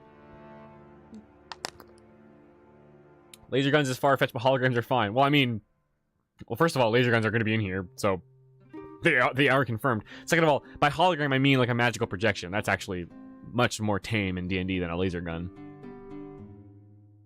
You know, it's an illusion. It's an illusory message. It's a thing. What does Harsk give them? I don't think it should be a weapon or armor or a potion. It should be something a little more... It should be fairly powerful, but a little more, like, passive. Not just, like, strong weapon or strong armor, but, like, some kind of, something more story-related and something more, like... I don't know. Weapon he used to wound the boar. Maybe... Magical protection, magical pew-pew. Info, he'll definitely give them info, yes. Info about the 4 fallen heroes.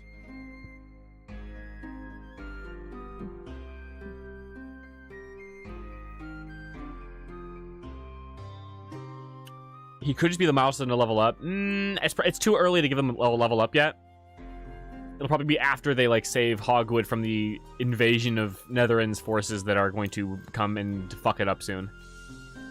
A pendant. Someone from the other town recognizes it and knows they are an ally. Yeah, something like that. Something more story-like. That might have a magical effect to it. Magical projection.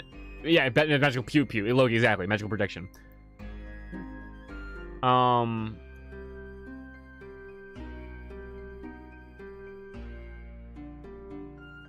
If it is going to be a weapon, it needs to be something that anyone in the party could use. That way they can kind of decide. I don't want any one party member to... Like... I want it to be their decision who gets it. Dust Enchanted Gauntlet. That's not a bad idea. Map of Netherendaz's Tower. Nah, it's too early to give them something like that. People that recognize it are the Black Guard. Or the Black Iron Guard. Maybe, but I don't think Harsk... Yeah, they probably would. They probably would, actually. The other heroes would recognize it, really. A key that opens up a dungeon later on. Or one quarter of a key. Every hero must give them their piece, and when they collect all 4 pieces, they unlock the hero's trial or some shit. Fat stack of mail does it. Just fucking cocaine everywhere. Cocaina. Cocainum. Tenor is definitely a heavy and strong guy.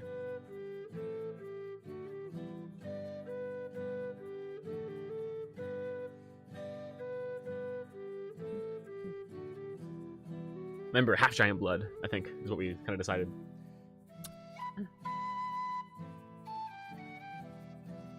Oh, what should we call it? How about each of the 4 Each of the 4 heroes represented a virtue, and this could be like the proof of something. And they're all called proof. Didn't we put the infiltrator as one of the heroes too? Yes, we did. But this guy might not. This guy probably doesn't know that. So, like a helmet or hammer. He could be in parts or sort of like a Del Toro quest thing. I don't know what Del Toro's quest is, but yes, something like collecting like these jewels or pendants or artifacts or whatever they are. I don't want to do a hammer again. Can't talk, guys. I don't want to do a weapon or armor just yet because it's very early for them to be getting like +1 magic weapons.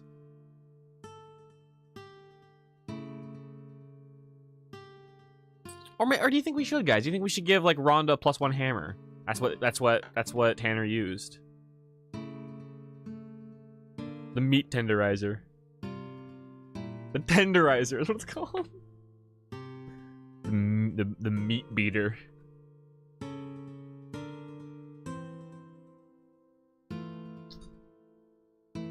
Tanner has a boat the players can use in the fishing town. Ooh, maybe. Huh.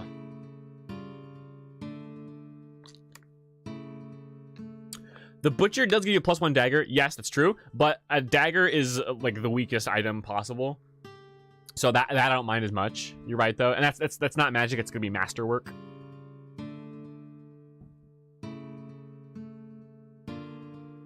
You know what? Let's give Rhonda her or well, it doesn't have to be Rhonda, but it probably will be Rhonda because it's gonna be like a hammer or a club or something. Let's do it. Fuck it. Why not, right?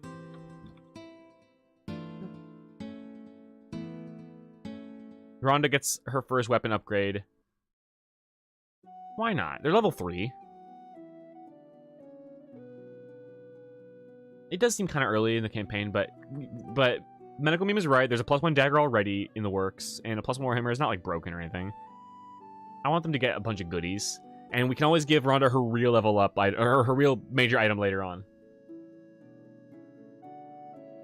New King Hog. There's our new King Hog.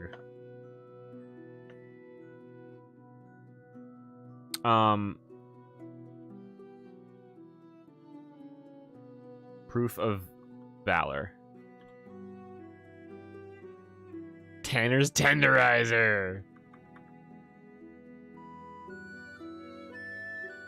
Hammer of Harsk.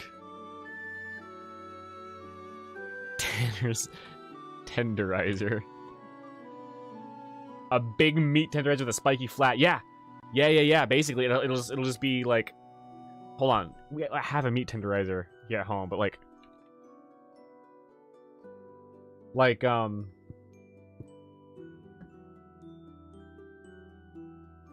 yeah, basically just like a big version of this.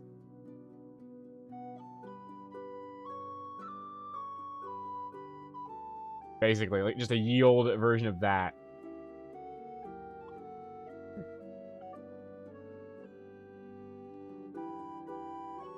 I like that a lot.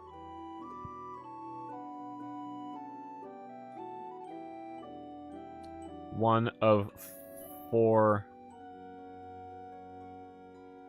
medallions of the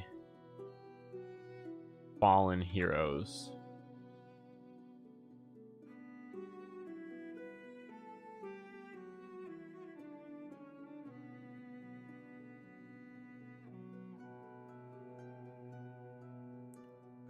And we can make it so if you have the proof of valor equipped, you get like a +1 to wisdom saving throws. So it's maybe. Does that sound all right? Mystery Cookie says I'm pretty much finished moving. Oh, hey, well I'm glad you're finished moving. I'll have to watch the VOD later. Yeah, I hope you're doing well, Mystery Cookie. I'm glad you're here. I'll be winding down fairly soon, but you're gonna be here for a little bit longer. What if they get tipped off to where the infiltrator before they turned would be, but he's not there? I think the infiltrator is gonna be way later on in the adventure in terms of when he's sort of revealed.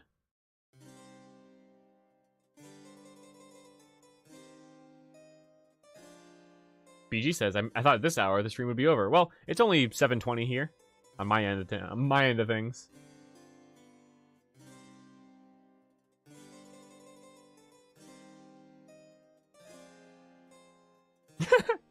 Thanks, BG.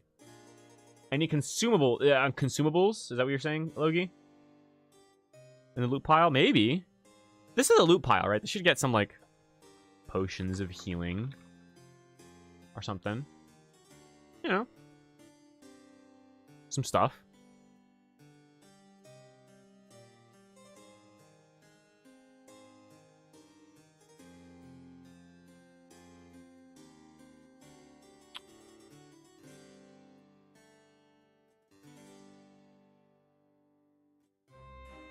Or should it be strength saving throws? I wonder. No, we'll leave that for later. Actually, let's make it charisma. That's spicier. It's like soul power. Because Tanner was like brave and like, we gotta win against Daz. Yeah, we'll do some healing. Maybe and one fun potion. What's a fun potion, guys? Like water breathing or, you know, like what are some fun potion ideas? Give me some. New king board design?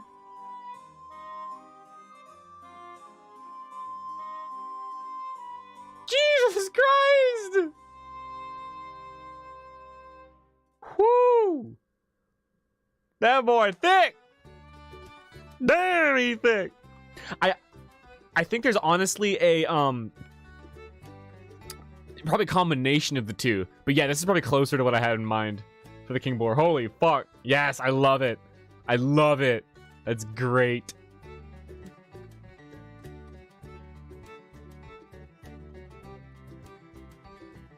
Levitation. Possibly.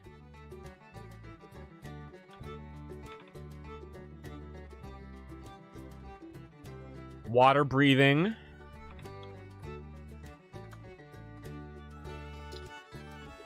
Hey, BG, yeah, you can watch the stream. Also, look at the campaign doc in the description. And I might share this document, too. It's very rough, but you can get some inspiration from it, probably. Potion of spotted skin. You get polka dot skin. That's a little too silly. We need it to be useful. Fun, but useful. That's just the measles. Oh, talking to pigs. Oh. Guys, should there be an artifact that lets you talk to pigs? Could come in real handy for the Hog Festival. It's not too broken either because we have a druid and a ranger, both of which can like communicate with animals.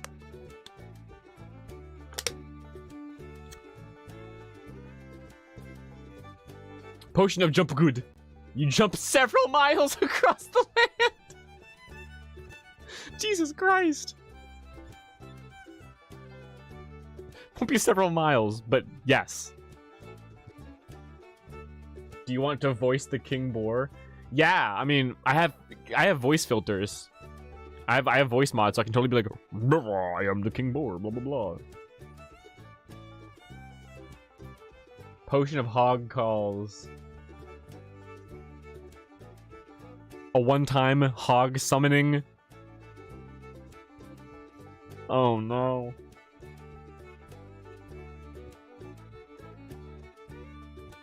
I don't want to give too much loot, guys, but these are also good. King Boar snorts a lot. Yeah, he does. Potion of knock out a target. That's a little bit. A little on the nose. Hold on. Oh, I missed your thing up here. Go into detail about the encounter building process. I'd love to see that. Yes. I'm very good at coming up with plots and very bad at coming up with balancing encounters. I'm also very bad at balancing the difficulty of encounters, Stout Shaco. But I will definitely go into it at some point on the channel, so definitely stay tuned. Great suggestion. A potion that if two people drink it, they can read each other's minds for 2d4 hours. I missed that one. Hey, Amaro. Oh, I'm glad you're here. Listen, we're almost done here with the stream, but yeah. Eat dinner, and go back and watch the stream if you want, and also I'm going to share the session stream, or the session notes with you guys later.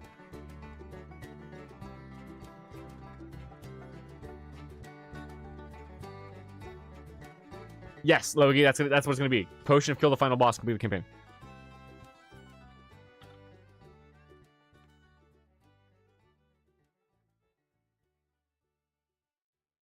All right. I'm going to put to a vote, guys. What are they going to get?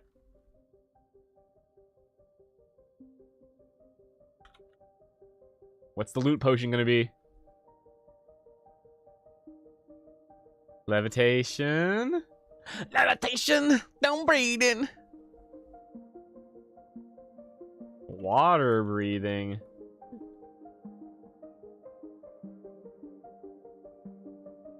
Yeah. I'm in Eastern time. Amara. Definitely keep that in mind. Jump. Good. And mind sharing. Meaning two people drink it and they can read each other's minds. Jump good is not going to be jumping miles. Don't get that. It's more like jump 30 feet. Like you get really big jumps, but not fucking miles.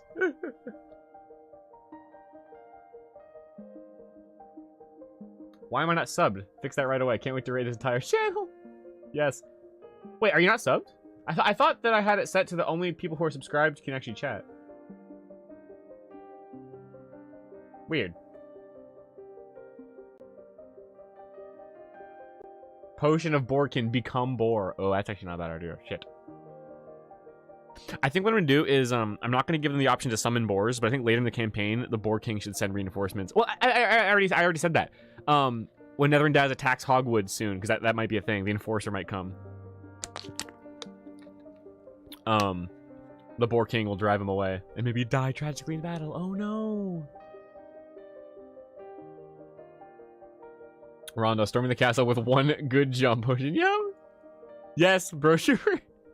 Jump all the way to Stone Toss, just fucking vaporized. The people of Stone Toss are just fishing, preparing their fish food, and then they just see a paladin coming in. And then just turn into a fucking 50-foot long line of red paste. Christ.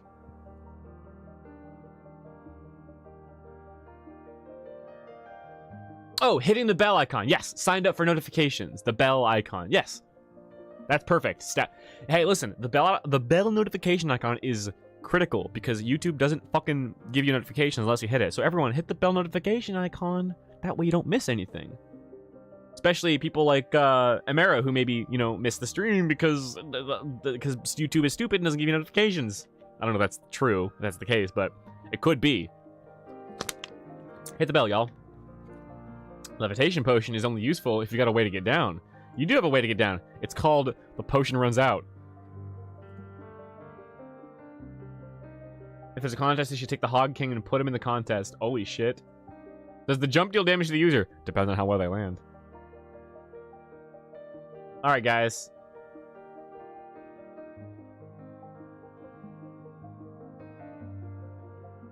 Looks like mind sharing won. Also, I love this. Look. 1, 2, 3, 4. For the votes. Exactly one person voted for water, 2 for levitation, 3 for jump good, and 4 for mind sharing. Look at that. YouTube didn't notify you today, Bertram? That sucks. Sorry about that. YouTube sucks sometimes. Potion. All treasure found will include a potion. Yes. Alright, so we're doing mind sharing.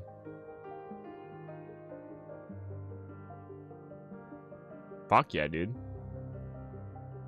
With instructions.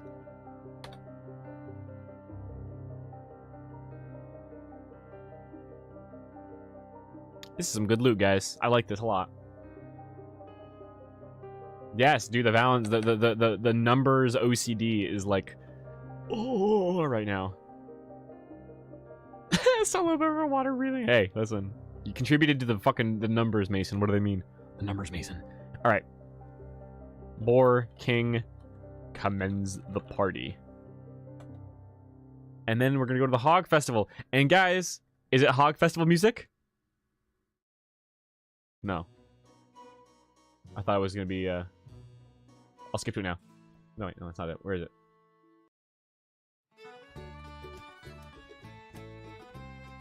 Alright. We're gonna do let's plan some things for the Hog Festival. And then we'll call it a session. We'll call it a stream, I mean.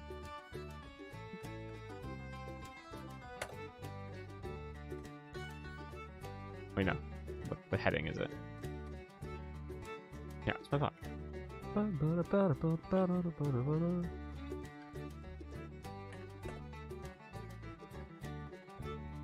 Hog race. Pig. Judging. Meat. Pie. Eating. What other events are there? Are we including the speak to hogs item? I think no, actually, because I love the idea. But we have like 2 people in the party who can already communicate with animals. So it's like, I think I should leave it for that one. I'll check out the cigarette jerky later, Nubink. The D&D potion has really complicated instructions. When you think you got to the end, there's a backside that flips down to quadruple the length. All it does is refresh when you really use it. That's awesome. Hogtoberfest!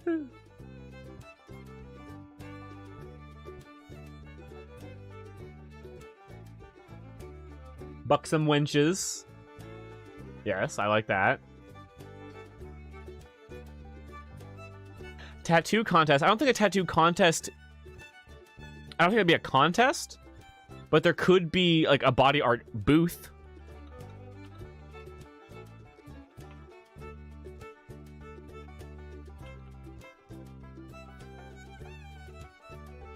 Just kind of like you can get tattoos. Be kind of cool. Greased pig catching, yes. If I miss your idea, you can put it up again. I might be missing things. The biggest pig, that'll be the pig judging.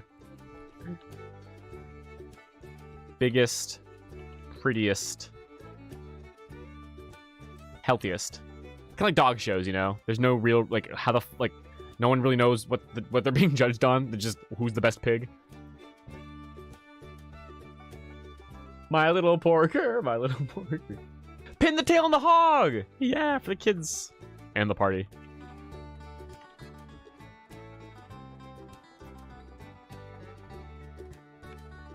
Pig fighting, they don't really fight. Smoking contest, who can rip the fattest vape cloud. Not that kind of smoking. No.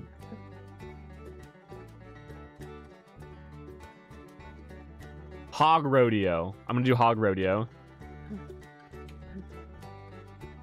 Big pig. Violent.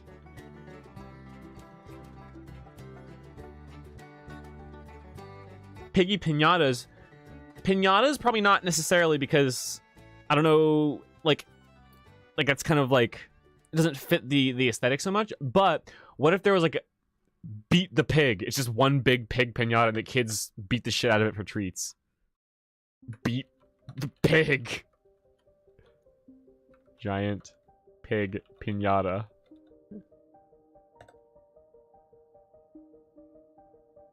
Kids can have a mud pit where they roll around. I don't think that's gonna be a thing because the town already has several pig pits, so the kids probably could fucking roll around them anyway, you know? Scary pig house. I don't think it quite matches. It's a good idea, though. Mayor's speech. Yeah. Truffle fetching competition. Yes. Truffle hunt.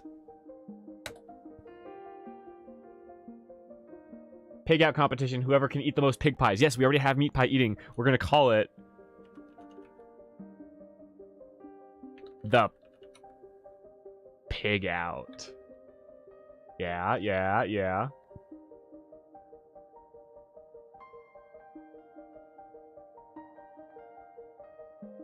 I think these are pretty good, guys.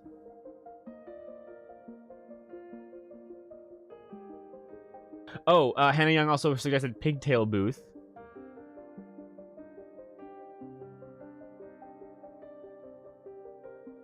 Pigtails we can do. I thought pig snouts. Probably not. I don't know how you make a pig snout. Pig shows. The pig judging will be a pig show, so that'll be there. Live band. Oh, should Hogwood... Should there be a traveling band that the party meets up, like, multiple times? Live band is not pig-themed. They're just a band. But they travel around. They might see him a few times throughout the course of the campaign. It's Elder Vale's band. The Vale... The Vale somethings.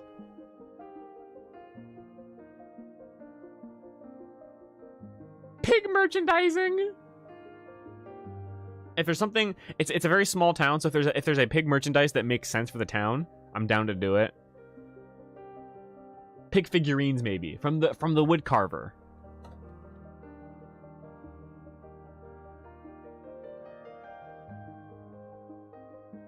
Wood and woven.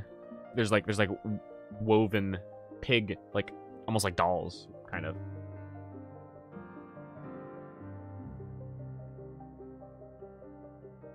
Pig puppet show.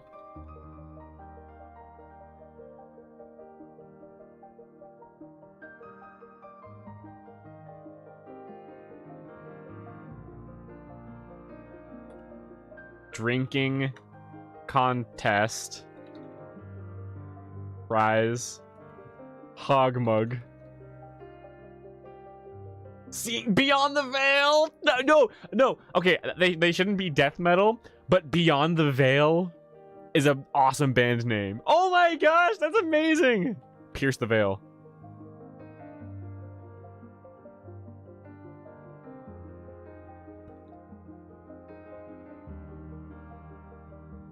All right, I think that's probably plenty. I think that's a lot of shit to do. And then like at the end of the Hogfest, Netherlands forces attack. Enforcer. If glyphs were destroyed. Instigator. If glyphs survived. King Boar assists.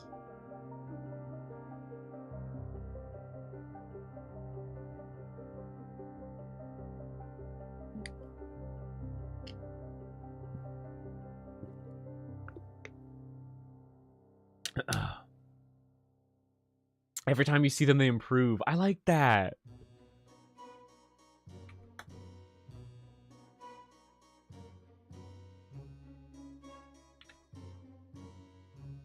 Wait, gets better every time the party tips them.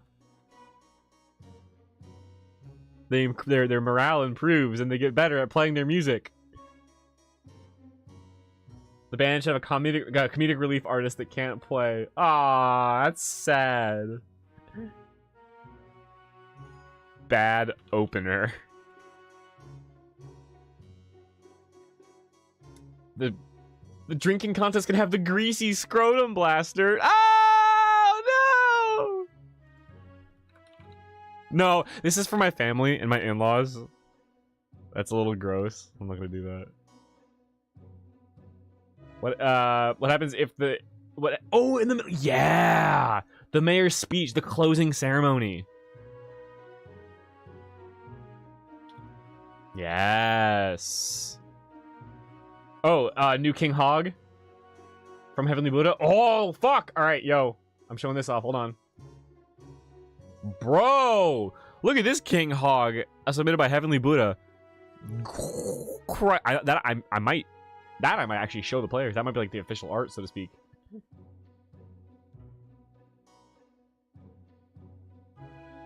Oh, wait, hold on. The improved version with the fucking goatee. Yes. Holy fuck, dude. What a monster. What an absolute unit. I might have to make that like the official art. That's dope as hell.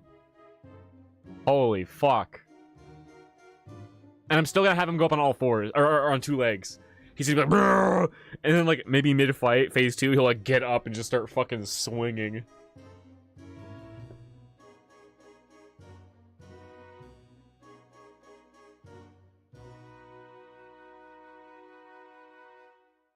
Yeah. Exactly. Head cheese. Oh yeah, that's fucking. Isn't like?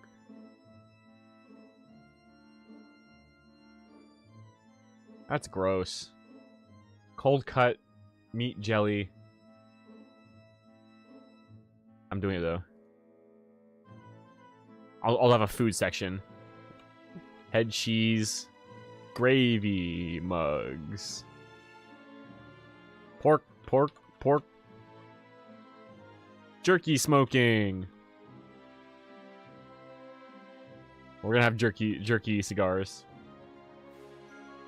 Hell yeah.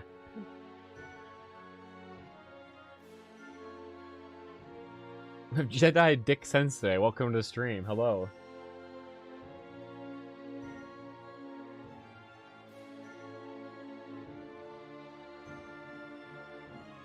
Hell yeah, guys. I love this. Now, an important thing to note is that the party is not going to get to the Hog Festival. In this next session, they'll probably get, like, to the Snorting Thicket, and that'll be the end. They're probably going to get through the... There's probably going to be no combat. It'll probably just be getting through the festival preparation and then finding the glyphs. That'll probably be the only, you know, all we have time for. So it'll probably be a fairly short session. But yeah, all right, I think I'm gonna start winding down, guys. If you have any final ideas, let me hear them now.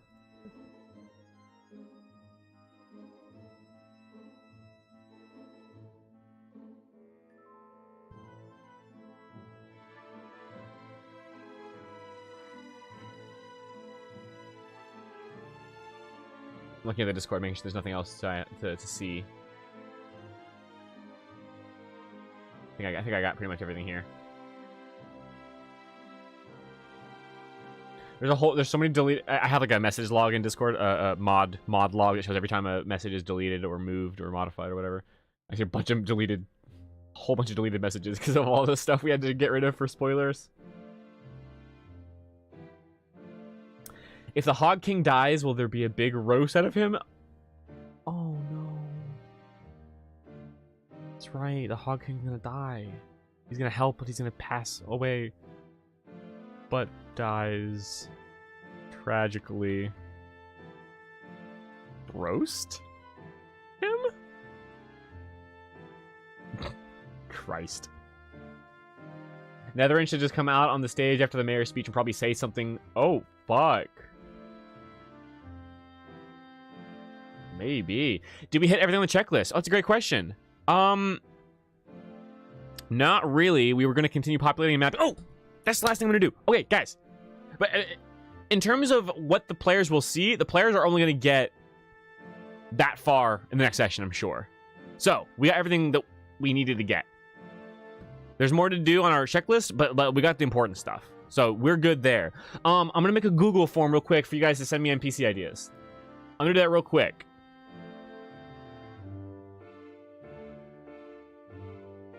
The secret fifth, the secret fifth blanker, Five Cats is the infiltrator.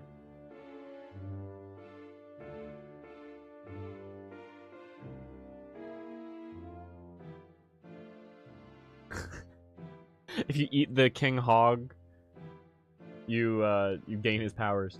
All right, what was I gonna do? Yeah, Google form.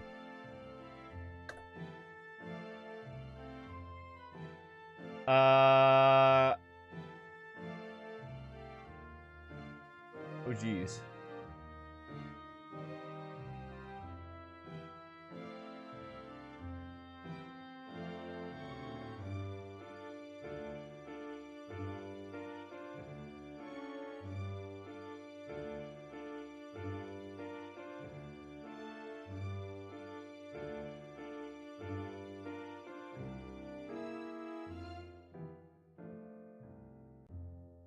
The power of snorting, yes. All right, so here's what's going to be. NPC idea form.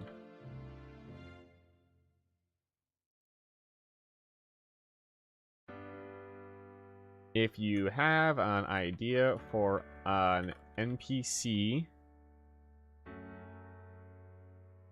to place somewhere in the Elder Vale campaign.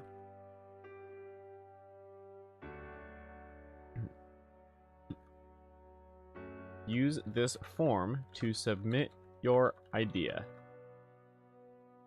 No guarantee that NPCs submitted here will be used, but this will help me organize your submissions.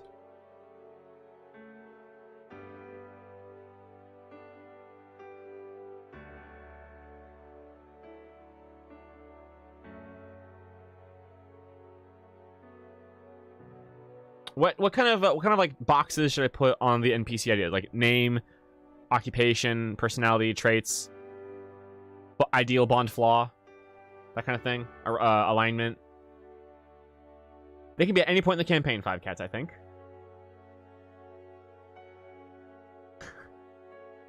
Hit them with the Buddha's horn. Abilities. Well, these are mostly gonna be mundane NPCs. I'll just say this as a sort of a disclaimer. The more crazy you make your NPC, with the more like abilities and the more like wild they are, the less likely they'll be used, because anyone with crazy powers is going to have to be like a major NPC, and therefore they might not be used. Whereas if you just do like a random, you know, oh, the meat butcher or the general store owner, then that's easy for me to insert and not have to put much thought into it. You know what I'm saying?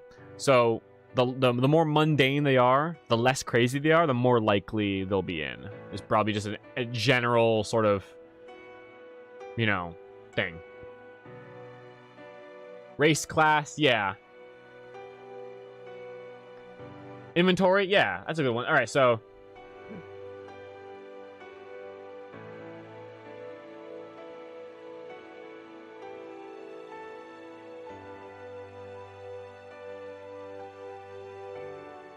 you know what, guys? This is going to take me a little... I'm going to make the sort of executive decision. I excel at that. Nice. Amazing. I'm going to go back and read your suggestions. And I'm glad that you guys are suggesting these things to put in there. Inventory is good, yeah. But I'm actually going to not sit here and do this right now because it'll take me a while to decide. So I'm not going to make the form submission right here, right now on stream. But I'm glad I brought it up so you can give me some ideas. I'm going to release this on the Discord later and also in subsequent videos on my channel. So for now, I think we're gonna adjourn the stream. But keep an eye out on the Discord. If you're not in the Discord server of Legends, head over there now. And I'm going to submit. I'm gonna give you guys the form in the Elder Vale. I'm gonna make the Elder Vale thread into an actual channel that's private from the players, and then put it there. Cool, guys? Cool. So listen, this is gonna be the end of the stream. I think we did a great job. We got a lot decided, a lot figured out. I'm gonna share the session notes with you guys on the Discord as well. That way you guys can keep track of kind of what we came up with today. And yeah, that'll be it, guys. Thanks so much for your help today. Let's get some theme music going.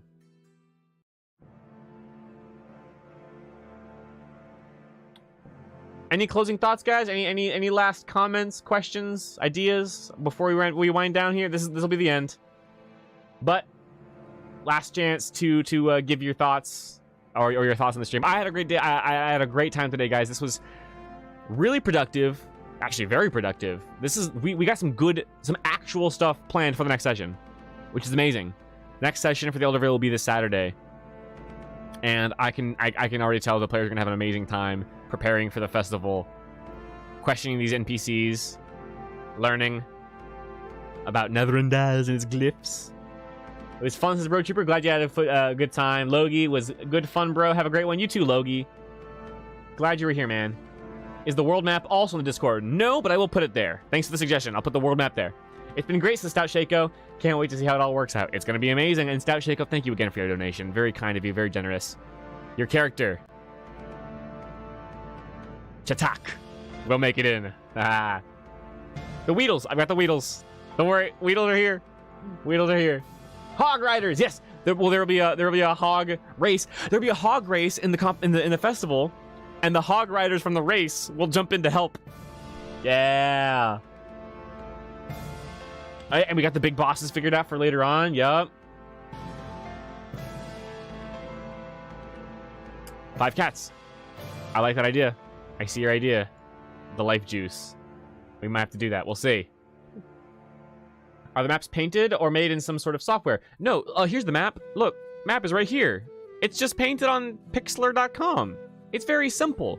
I wanted to make a very simple map to describe and show off how easy making a map could be without tools. You just paint it up on this website and it looks fucking good. There's the map. I'll put that up in the Discord as well. Conclusion. Thank you, Bitbot. You're the conclusion man. Great stream. Have a great night. Hey, you too. All right, guys. Thank you all for being here. Thank you so much. I really appreciate you guys being here. I'm glad you had a good time. I hope you had a good time.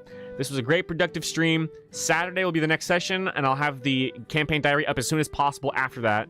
So hopefully you'll get the campaign diary on like Sunday or Monday. Maybe, you know, maybe.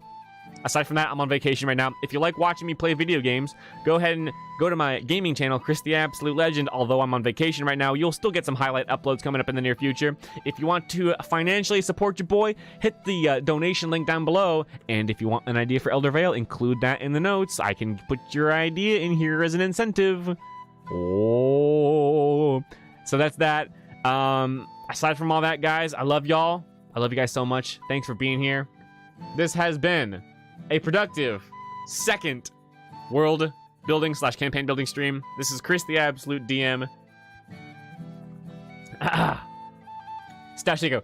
Really pretty says for the map. Yeah, I'm glad you think so. Bye-bye, guys. Appreciate you too. Hey, Loki, awesome.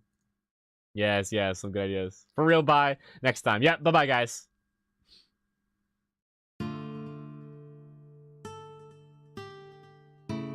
Where's my thank you screen? There it is. Bye. Thank you.